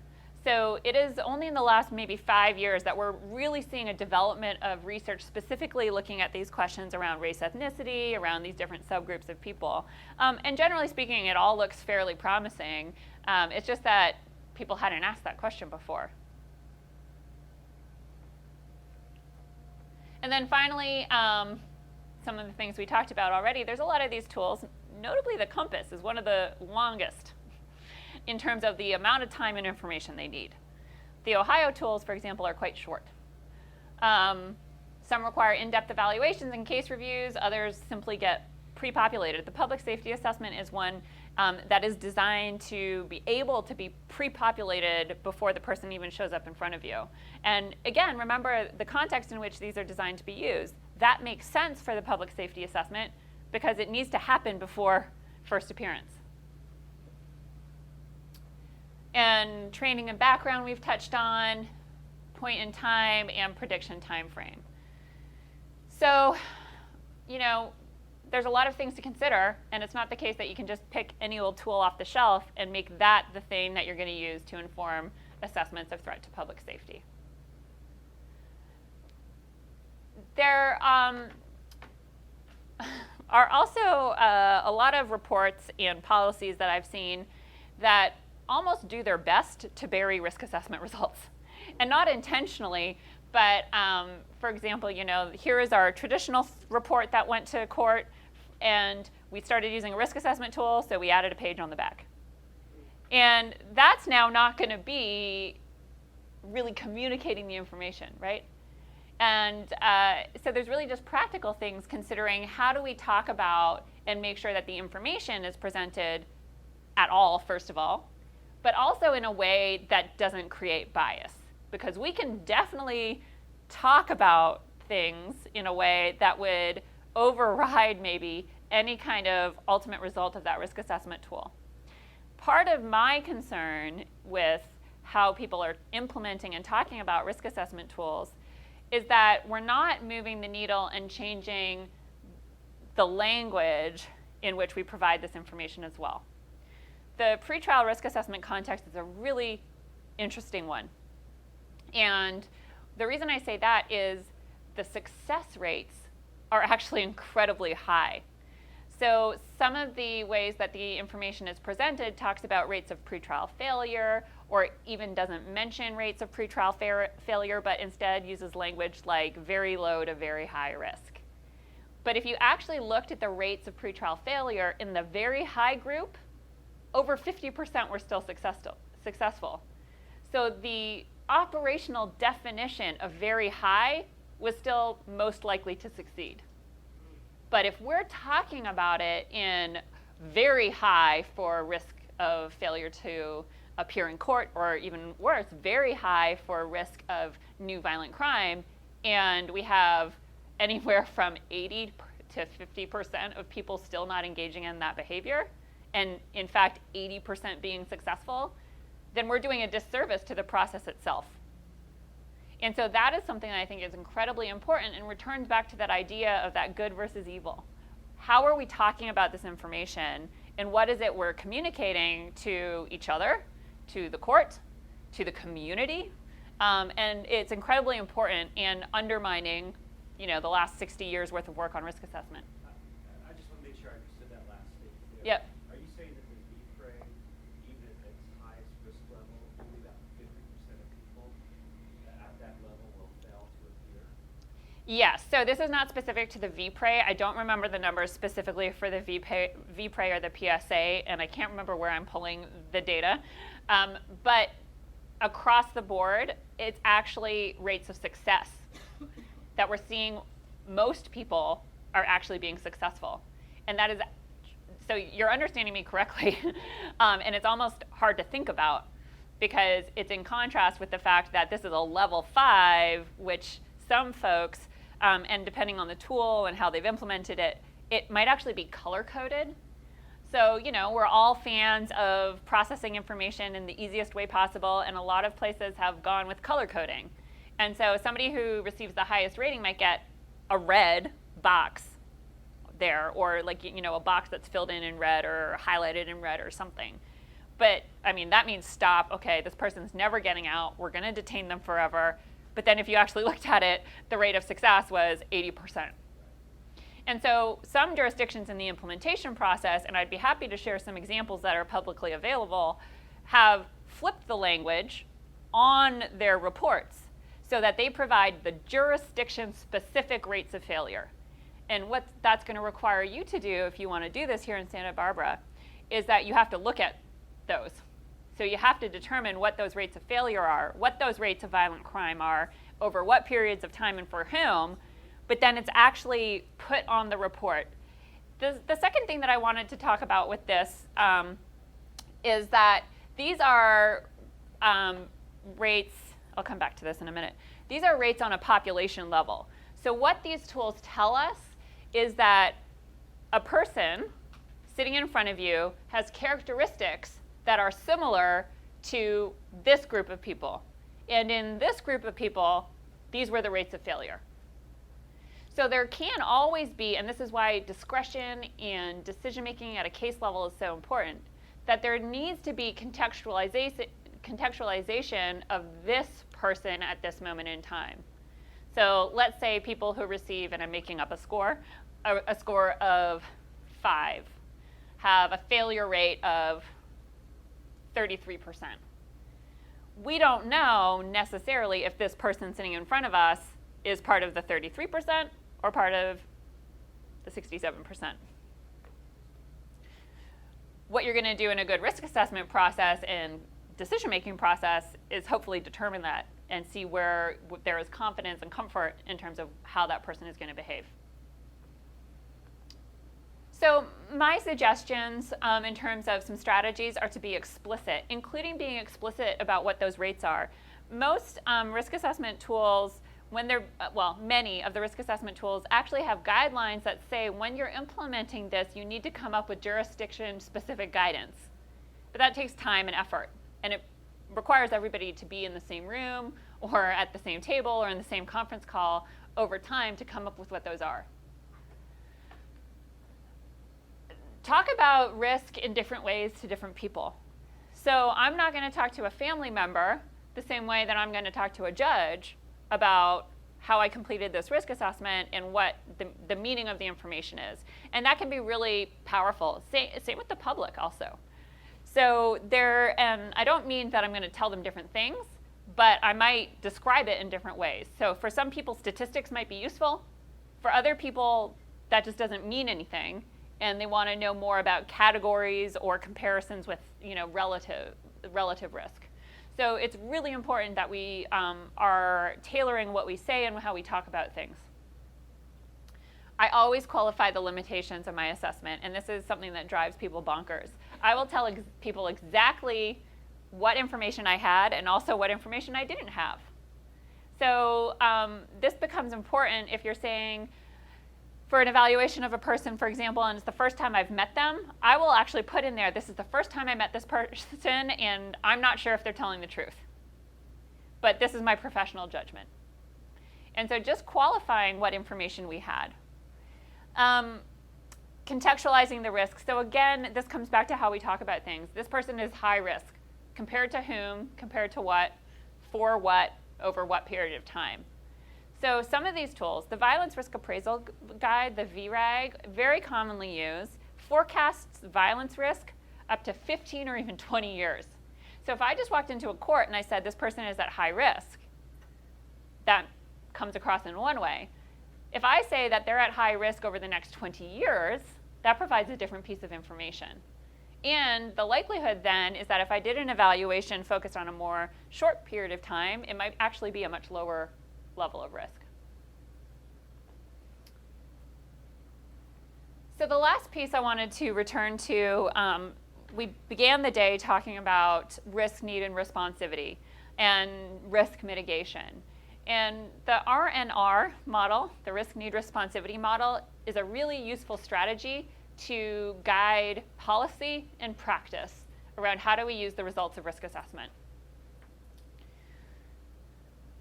So I'm going to talk through each one of these for a few minutes. The first thing here is that idea of calibration. There's really good research that's now been done since the 90s. The first meta-analysis, so remember, a meta-analysis is a study of studies. The first one came out in the 90s that showed that we need to have calibration, meaning that with low-risk people, we should have a low level of intervention and supervision. With high-risk people, we should have high risk or high levels of supervision and intervention.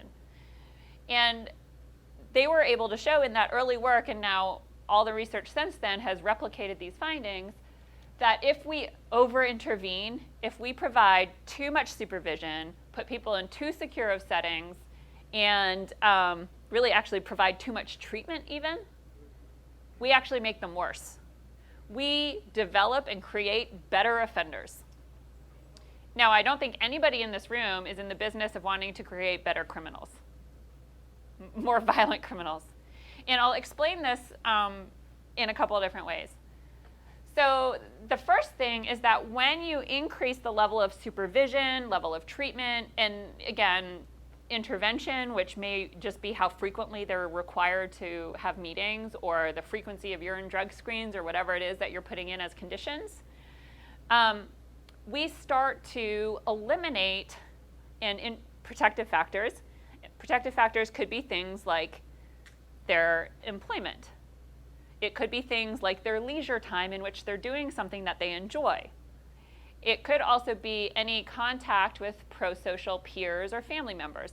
So if we're thinking for a moment about somebody who we would detain and incarcerate versus somebody who we would release to an alternative setting, they may have less contact with the people in their lives that are positive and pro-social.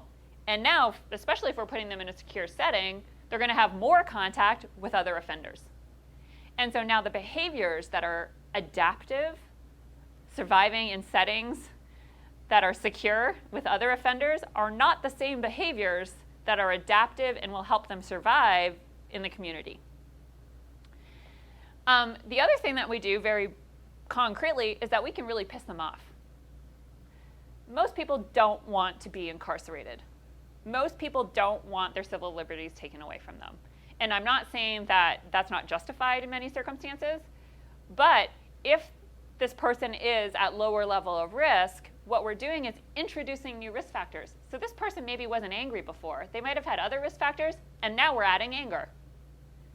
The other thing that we've seen with this is that it seems to apply particularly to what would be called vulnerable populations. So this seems to be especially true for youth, for women, and for people with behavioral health problems. So part of what we need to say then is that we need to have at least a sufficient level of risk to warrant some of the resources and supervision and services that will be afforded through mental health diversion. There's been some very, just blunt papers that have said things like we need to leave low-risk offenders or low-risk defendants alone. That in fact, desistance from crime is the norm, and they will be just fine without us. Well, as a psychologist, I much rather spend my day talking to low-risk folks, but they're not the ones that probably need me the most. Now, I'm not also advocating that we let a bunch of high-risk people out, but what I'm saying is that we have to calibrate the services, the intervention, and the supervision. The next piece that we talked about at the beginning is that we need to know what is driving the behavior for that person. So some examples of really common risk factors across the population are things like substance use. On a population level, substance abuse is a risk factor for violence and crime. What we need to figure out is it a risk factor for this person? And that's going to become important because if this person does have a substance abuse problem, but it's actually not what's driving their criminal behavior, we cannot be surprised that after 6 months in rehab and drug treatment, they're still engaging in criminal behavior because we have not targeted the issue that is driving the behavior. Now, most of the time, substance abuse treatment will help, but not necessarily for everyone. Same with mood. A lot of programs assume that anger is driving a response. And this is one of my pet peeves of batterer intervention programs. That a lot of this stuff that's done in many batterer intervention programs is assuming that the reason people are engaging in domestic violence is because they're angry.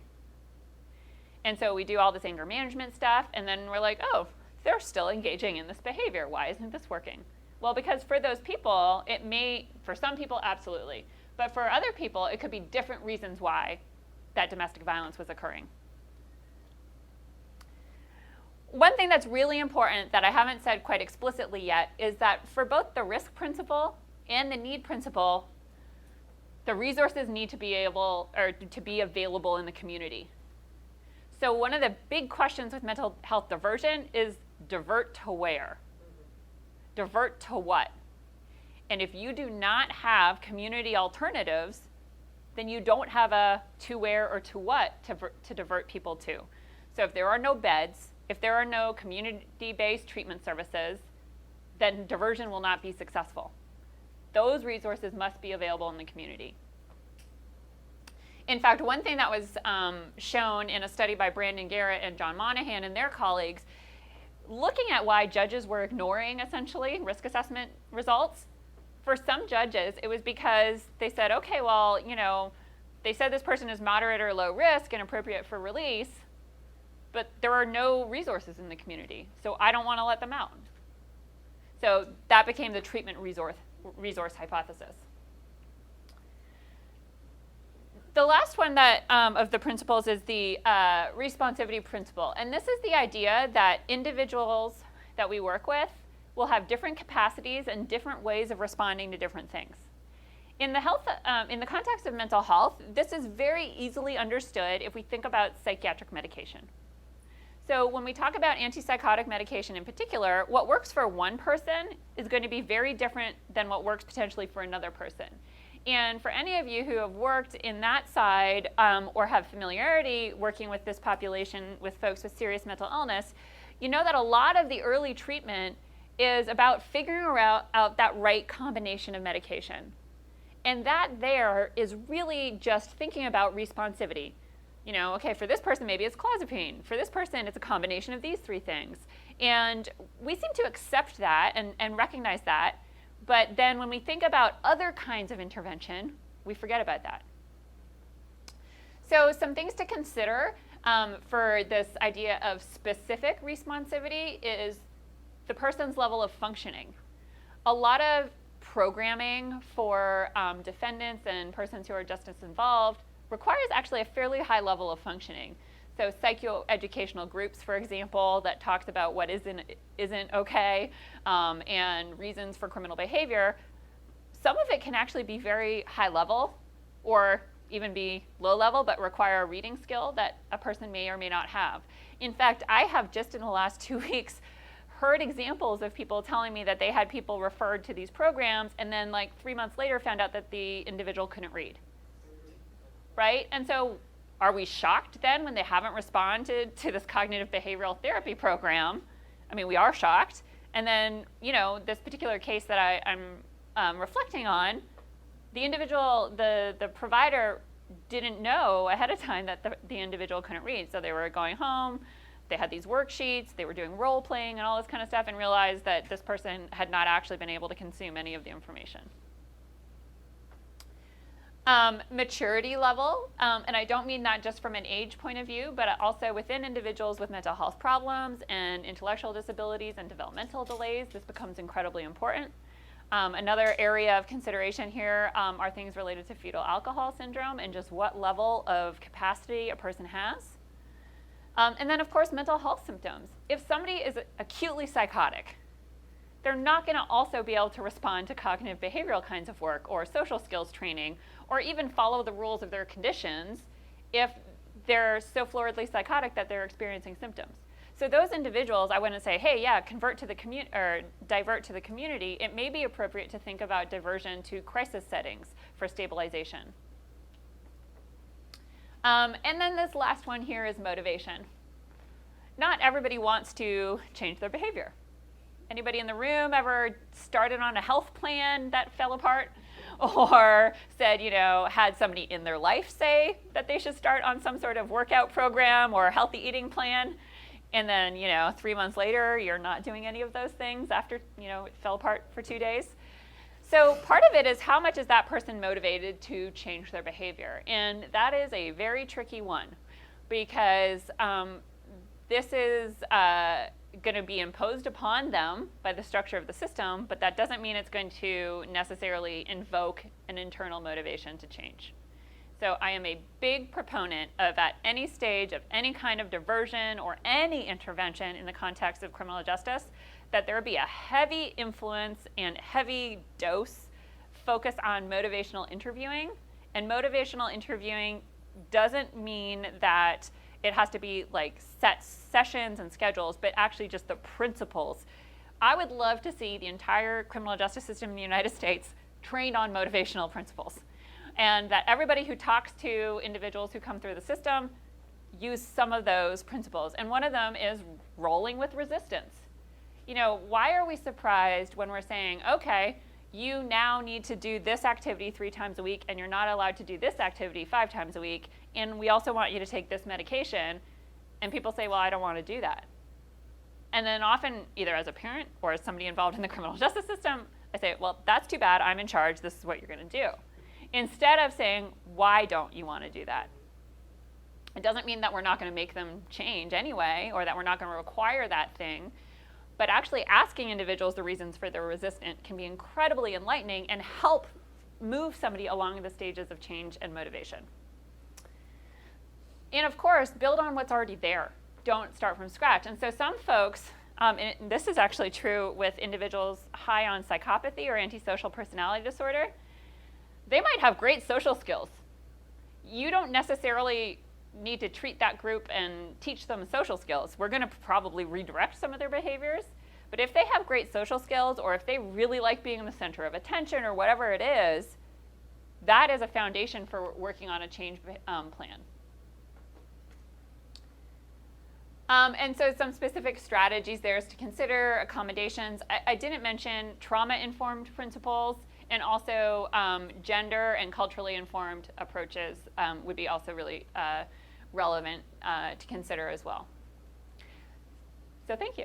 That's the end of the formal presentation. I think we have the room for some more time, and I'd be happy to entertain questions or follow-ups to the talk. Yep. We have, Barney, you want to start, and then? Sure. First of all, thank you very much. Thank you. Incredibly informative. My question is a little bit layered. Okay. At the end of the day, if I understood you correctly, the most successful predictor is going to hit roughly 80%. Mm-hmm. Using your good and evil slide, Yes. that means 20% is not going to be good. Policy, for better or for worse, policy gets made around avoiding the 20%. Yes. So I'm curious if you had 2 or 3 examples of places that address that the best in your opinion. So the question is really around the fact that we are never going to be able to 100% predict who is going to succeed in the community. And even at our best kind of approximation, we're maybe going to be accurate about 80% of the time. So it is a layered question, and the first thing that I'll say is that bad things are going to happen. We will not eliminate bad things happening, unfortunately. We will still have violent crime that happens despite following the best, most evidence-based process. So that is something that we have to eliminate perfection from our expectations and also from the community's expectations. The second thing I would say is that those bad things will happen less often if we're following an evidence-based process. And it doesn't mean that they're going to be any less horrific, but they should be less frequent and actually things that we can maybe intervene on before it occurs. The third question you had was around, are there places who have done this really well on a policy level? And I'm drawing a blank. No. What I would say is that there, combined with any effort, needs to also be a lot of education. And I would actually argue, and I would share, that California is so far advanced over most other places in the US. And I know this might feel shocking to some of you in the room, but this is actually true. And this is, other people anywhere I go want to know what Miami did and what California is doing. So I just wanted to throw that out. The way that I think I've seen places do it best is less about the policy that's written about it and more about the response in the event that there is something that happens. And so it's about making those decisions as a group of stakeholders at the front end. So deciding risk tolerance. And some of that is about deciding both the level of risk that would be okay on a risk assessment tool, whatever tool you end up using or are using, if there are specific charges that are just off the table, that for whatever reason this community is not going to consider people with those charges. That's another thing.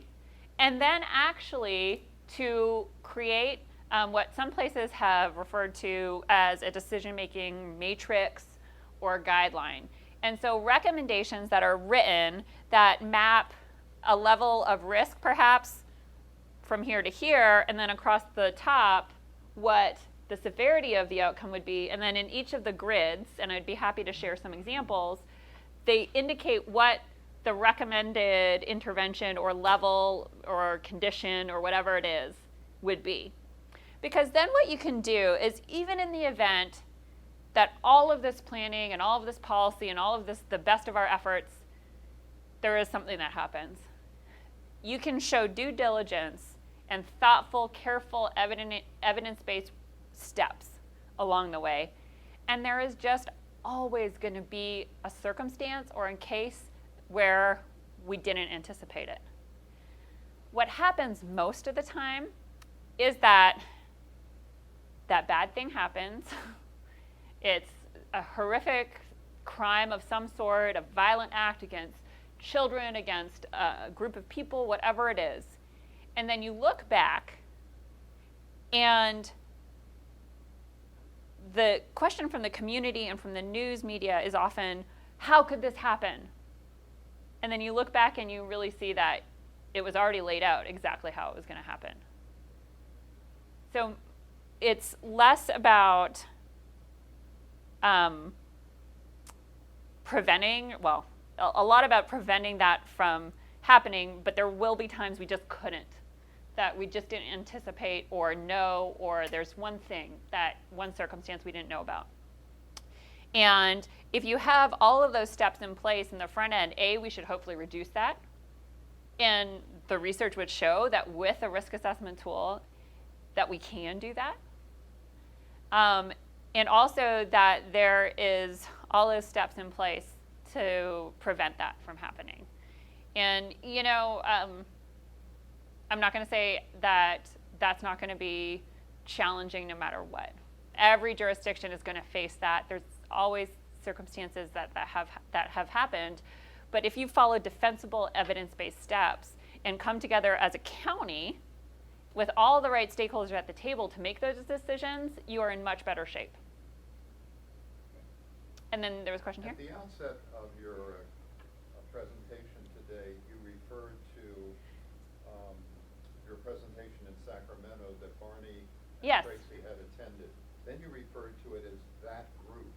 What group was it in Sacramento? So that's a great question. The Department of State Hospitals, who are the flow-through for the state funding for mental health diversion, they held a forum and a training kind of orientation day at the beginning of, I want to say February, okay, where they brought together the original counties that were invited to participate, and we had a day of training seminars and panels to talk about different issues in risk assessment. Yeah. Or not just risk assessment, sorry, diversion. Yeah.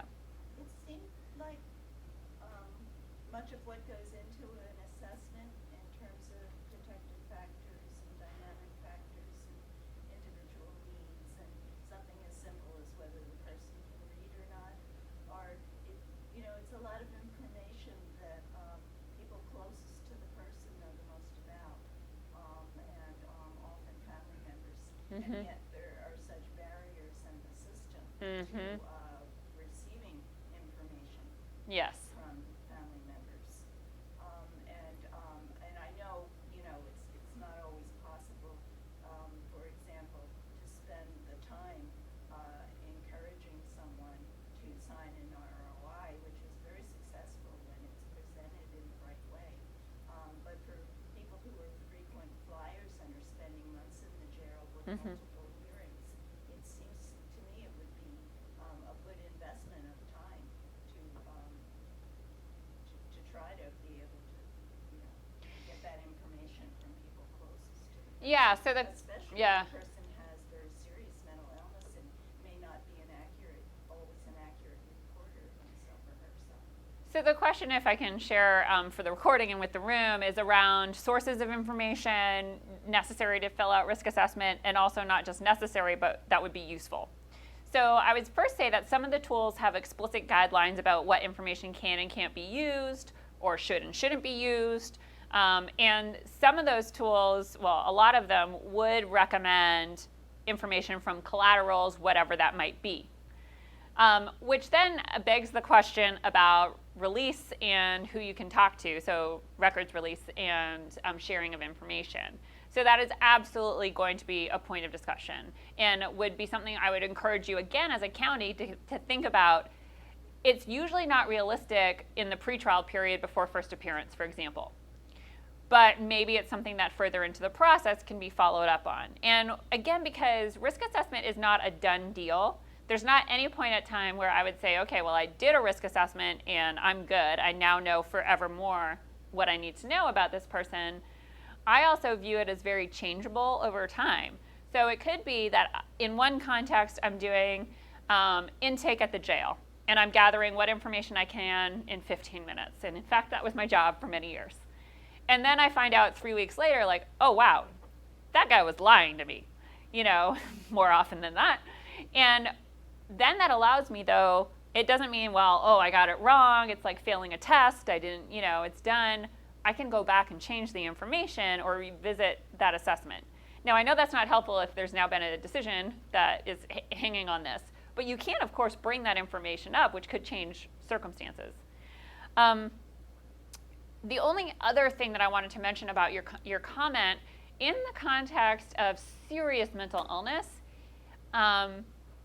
it becomes challenging because a lot of folks, especially those with a lot of history of housing instability, there's kind of two different groups. We do have the groups of individuals who still have that family around them and the connection, but it's actually also a feature of serious mental illness that they've been isolated or estranged from their families. So we really recommend, me, my colleagues, and folks working in the field, that whatever information you have available to you, that's what I would use, and to then consider how that might need to change over time. There was a question over here, and Dr. Lee, and then we'll move up to the front, and I saw the hand over here as well.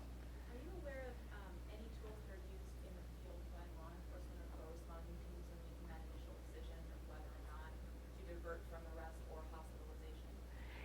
Yeah, that's a great question. I'm not familiar with a specific structured risk assessment tool because that decision needs to happen so quickly. There might be some more risk screening, and I do know that there are some what they call triage tools that would be relevant to that more diversion context, that CIT diversion context, which I'd be happy to talk about a little more. That is a relatively new space for risk assessment and risk screening, because so much of that happening on the ground with law enforcement needs to happen in the moment that sort of was precluding any sort of structured real decision making. But I do know that there are some tools that have started to be developed. I don't, and I'll be very honest, I don't know if any of them have been validated and published in the peer-reviewed literature at this point.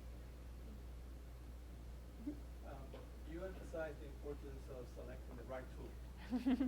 So will you comment on the risks associated with selecting the wrong tool? I'm thinking more specifically about tools that assess for predatory violence, for example, versus violence in general, and how scoring low on the predatory violence tool can give a false sense of security and lead to the wrong treatment. Yeah, so the question is about selecting the right versus wrong tool, and then specifically thinking about predatory violence versus more general violence to public or threat to public safety. So it is incredibly important to pick a tool and use it the way it was designed to be used. And the reason that we see that in the research is that that plays out. Tools do the best at predicting the things they were designed to do. The second thing that I would want to say to that is that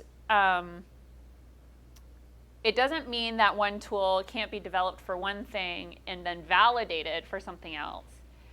So it is possible that there could be, some generalization there, but I would want to know that it has been done elsewhere in that capacity rather than one county saying, oh, well, we used this already, so we're also going to use it for this outcome without knowing that that's okay. The concern is that while there's kind of a handful of risk factors that seem to relate generally to risk to public safety, they're going to be more specific depending on different types of behaviors. So I'm going to talk about serious mental illness for a minute. There is an elevated risk of violence associated with a serious mental illness compared to a population of people who do not have a serious mental illness. However, the risk that is conferred by a serious mental illness, and most notably psychotic disorders, is typically not a risk to general public safety. And the work that we've done on over 5,000 individuals with serious mental illnesses is that they're much more likely to be a risk to someone in their life, to a family member, to a treatment staff. They're not running around in our community violently attacking people in parks. Serious mental illness is also not necessarily a risk factor for instrumental violence. So when I say instrumental violence, I mean that there's planning involved, that it is intentional, that there is a long history of setting up the ways in which this is going to roll out. Because in fact, features of mental illness, serious mental illness, are impulsivity and inability to plan. So what I'm driving at here is that even though we're seeing a level of risk conferred by serious mental illness, it isn't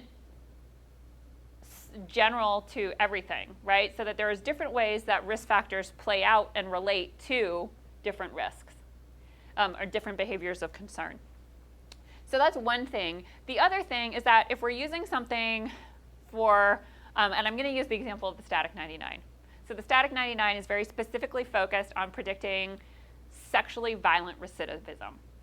Well, two things. First, we know that most sexual offenders are more likely to recidivate with general violence than they are to recidivate with sexual violence.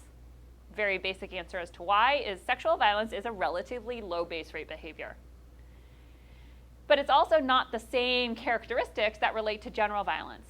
And thinking about that as a concrete example, pedophilia is a risk factor for a sexually violent behavior, but not for general violence against other adults. So there's just a mismatch between what you're doing and what you're looking at and the outcomes that you're forecasting.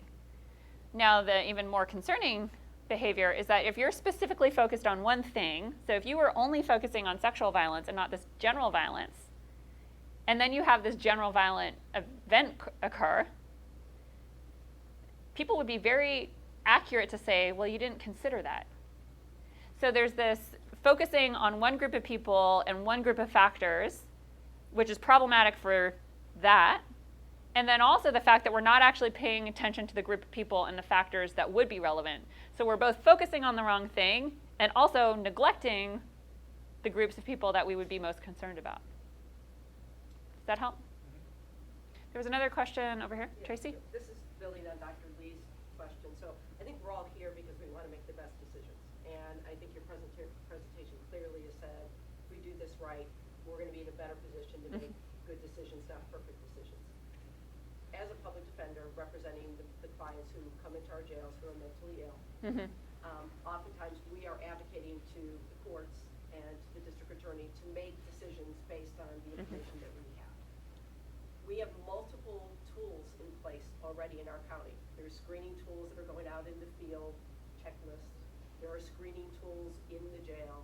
We have Compass. We have Prey. There's all kinds of things going on here.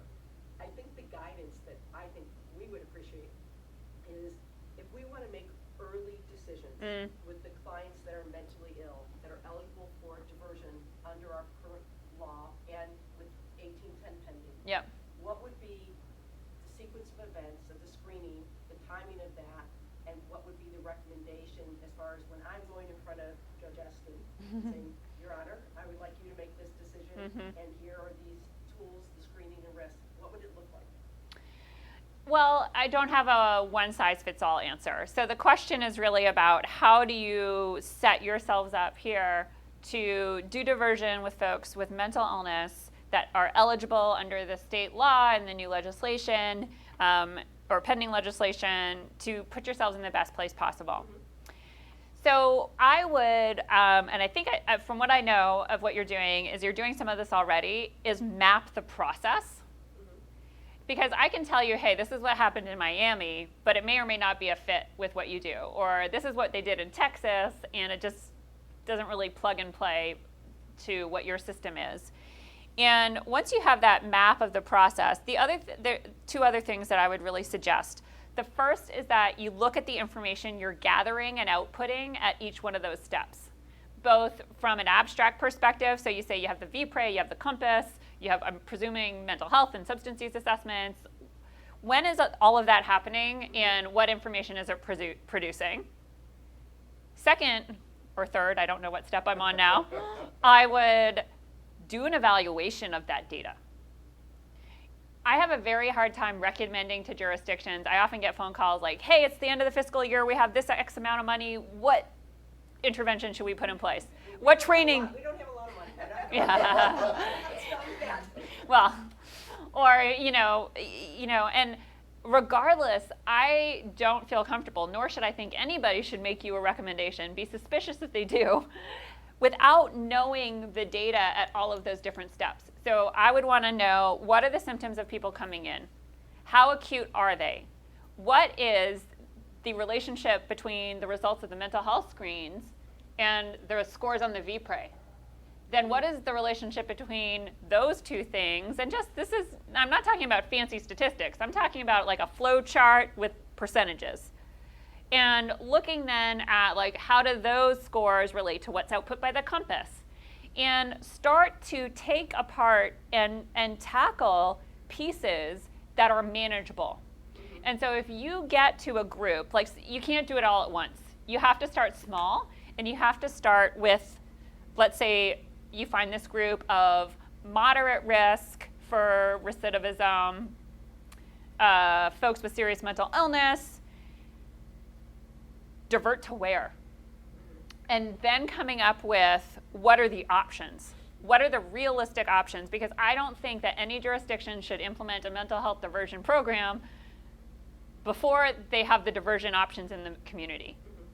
So those resources need to be there. And now if we're saying, okay, we're at that point, we have some beds, we have some crisis beds, we also have some non-crisis outpatient care, making sure that the resources, people power for supervision, for meetings, for contacts and all that kind of stuff, as well as the services that need to be targeting those needs, then we can start to come up with policies around that. And the policies, policy is such a funny term because it can be as complicated or as simple as you want it to be. And I just really think there is so much planning work that could be done actually fairly quickly. It sounds like you have a lot of this information already. And then picking off like the low-hanging fruit. I've used that term maybe 3 or 4 times already today. But if there is a group that is lower risk, that does have the serious mental illness, and we've created opportunity for them to get treatment, start there. Then start tackling those that are maybe slightly higher risk and that are maybe more complex and that have, say, more of the criminal attitudes and pro-criminal thoughts and behaviors. Make sure that there's a treatment available for that. Because for those folks that have both serious mental health problems and also have criminogenic attitudes and needs, so people who are, have psychotic disorders and serious mental health symptoms, but then also think crime's okay, we can treat their mental illness, but they're still going to engage in crime. So there's going to need to be different responses, and it might be a flow chart that says this is the group we're willing to start with at the bottom of the tree here.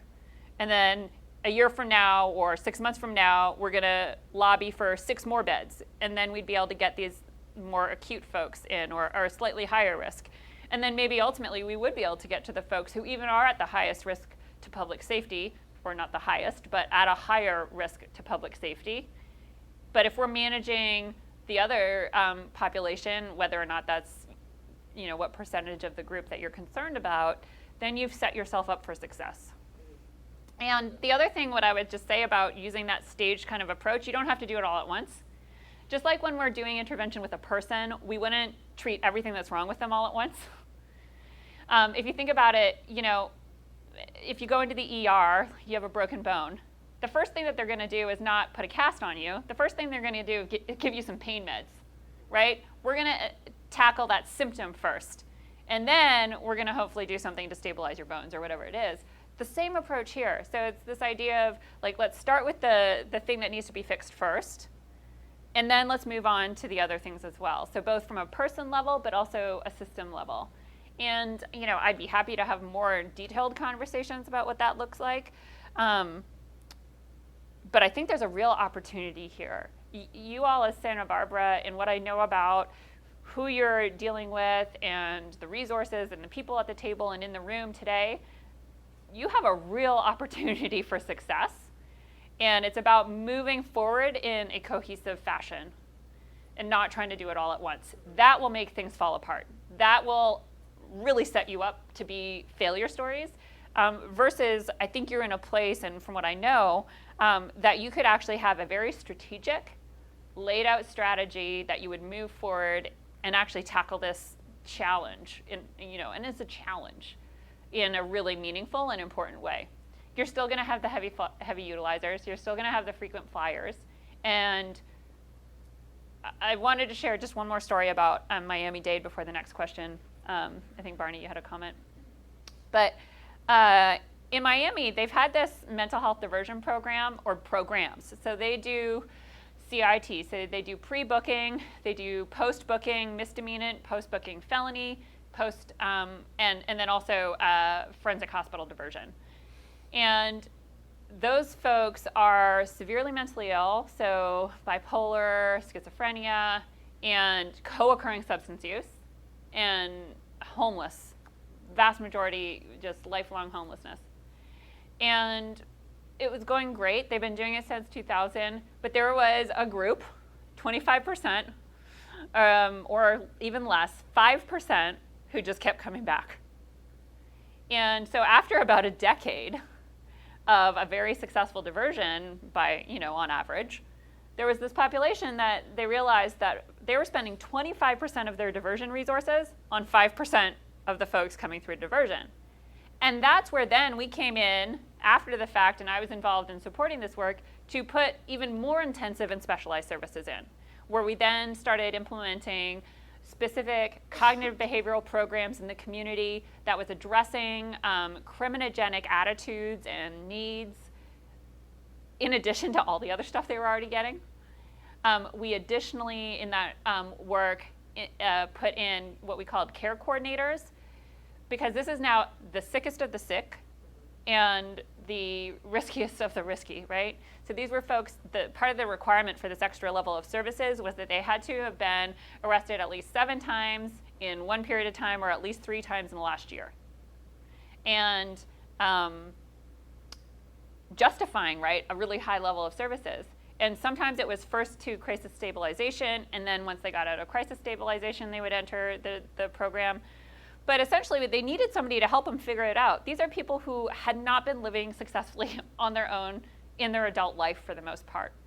And so this care coordinator idea was a handful of staff. So it was really, I think, about 2 or 3 staff whose job it was to keep track of these individuals and to keep track of also what we were all expecting of them. The court, the social worker, the substance use provider, the housing provider, the mental health provider, and actually just coordinate and be like, hey, John, remember you got to get to so-and-so today. We did things like taxi vouchers.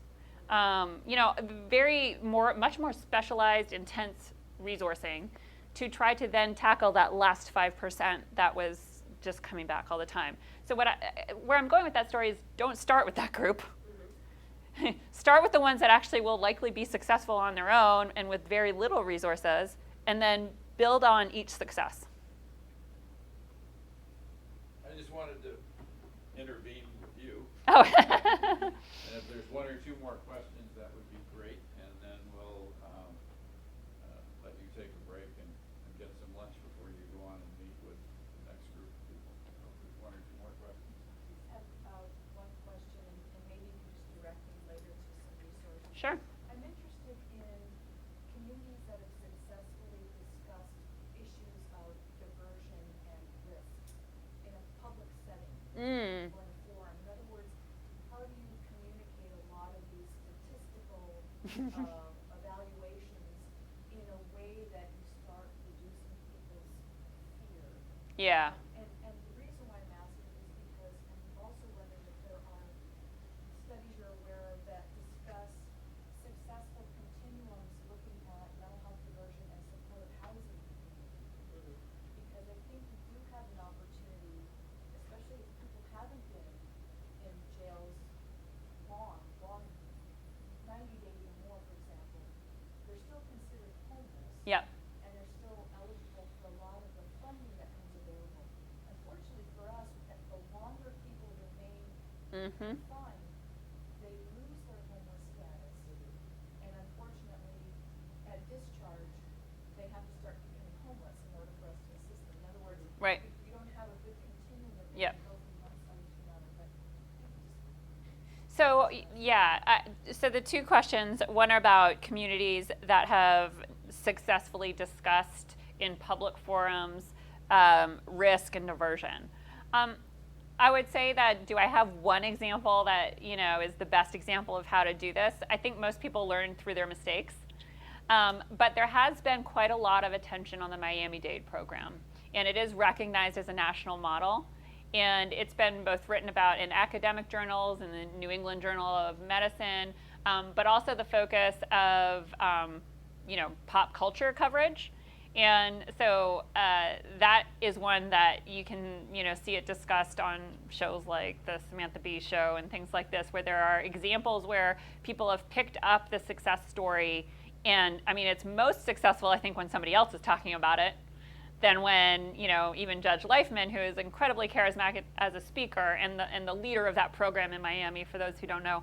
But, it's one thing to hear him talk about it, and then another thing to see it covered in the news, right? And so there have also been news features done on his program in various news outlets, and videos and stories about it, which, frankly, are just really compelling.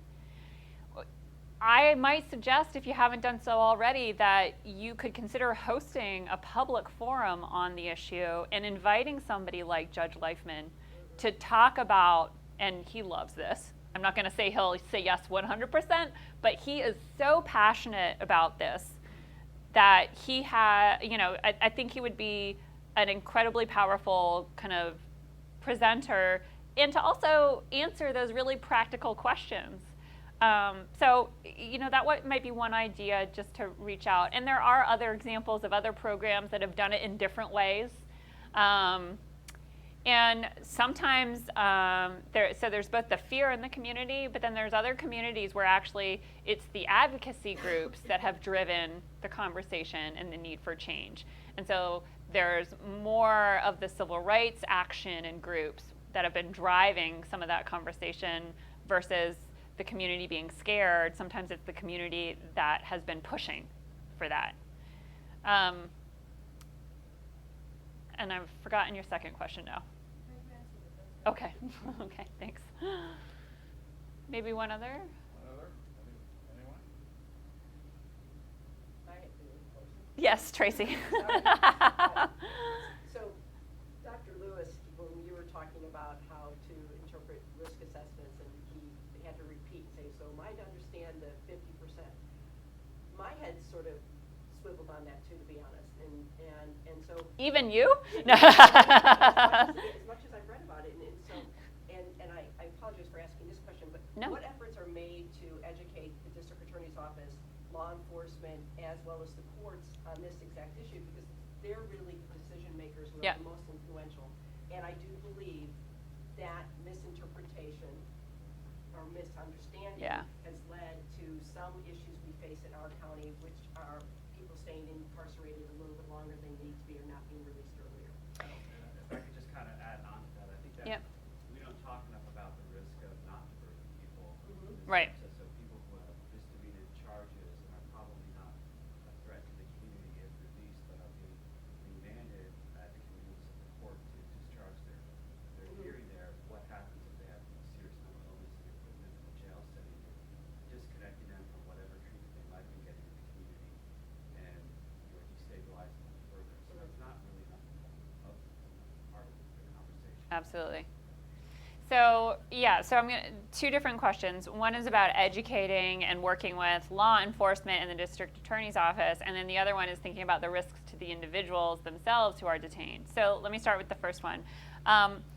That is critical to have law enforcement and the district attorney's office in the conversation.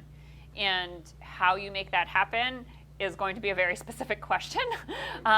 Depends on the people and the players. But there have been strategies that have included public forums or general meetings. So I have two thoughts. I could, as an outsider, come in and say, look, this is how successful it's been everywhere else. And then I'll walk away and the kind of response will be, well, but that's not my county. You don't know our people. And again, I think if there was any capacity for looking at the rates here in Santa Barbara and pushing some of the efforts, specifically, sounds like you have this data available and it maybe just hasn't been looked at in this way, but to share what the success rates are, typically, even without any of this intervention. And then if we do, risk mitigation in the context of the R&R model, it should just get even better. So I think that's one strategy or way of thinking about it. And, inviting them to the table and how you get them to show up is another question. But so really being thoughtful about what the discussion is around and kind of what are the outcomes that they care about. And that's a little bit too, like, how do I talk to a district attorney about this versus a family member, right? And so I'm going to probably talk about different things. One thing that hasn't been talked about very much, and I didn't bring up in my presentation, is that there's actually also a very real financial cost savings associated with mental health diversion, even though it is actually really expensive.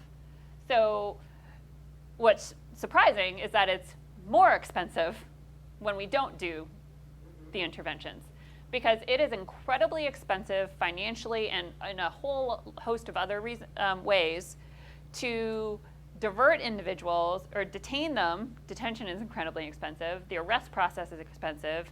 And we have done evaluations of the Miami program, and there's been other programs that have been evaluated by other folks looking at the fact that, in fact, over, and it's going to have to be over a period of years because you won't see a cost savings in the next 6 months, but we save money if we're actually providing treatment, even though treatment's really expensive, because everything else is more expensive. So that's another way of, depending on the audience I'm talking to, I might share different pieces of information. The notion of what happens to individuals when they're incarcerated, when they have serious mental illness, this is really the worst place they could be. They are usually being disconnected from if they had any supports in the community, if they had any continuity of care with a service provider or anything like that. And then the longer that we are detaining individuals, we're also introducing new stressors that can really destabilize and exacerbate serious mental illnesses. And we see then peak in risk for suicide and then also in the life course of their illness. So that is incredibly important to consider. The flip is that it might be a touchstone for, it's incredibly hard to keep people with serious mental illness involved with treatment and on their, medication and their just treatment program and outpatient treatment. So there is an opportunity that it is a touchstone to recalibrate, but then that would be a very short stay and a diversion to a crisis stabilization facility, for example, if necessary, and then a return to the community following stabilization. Jail is not the place to stabilize individuals with serious mental illness. There is, set aside the discontinuity of care, there's going to be different medications probably available to them, which means restarting several week periods of getting them on a medication plan that works. There's also just the physical space, which is not conducive to reducing the symptoms of serious mental illness. Just even things like the amount of light and stimulation are all things that we know to exacerbate symptoms of serious mental illness, paranoia, and especially if also there's trauma involved. So it's really just not the best place for people with serious mental illnesses. Now, does that mean that everybody should be diverted? No, because there's absolutely folks that need to be detained. And, you know, whether or not they should be detained in the jail or in a secure forensic hospital, maybe those are different questions. But for a large proportion of justice-involved persons with serious mental illness, they and the community will do much better if they're somewhere else. And the last thing I want to say is just thank you, because I do believe what you say is true. I think we in Santa Barbara, with the community that we've built here and the collaboration, we can do this, and we can be not the Miami of the West Coast. I think we can do it better than Miami. And so thank you very, very much. Thank you.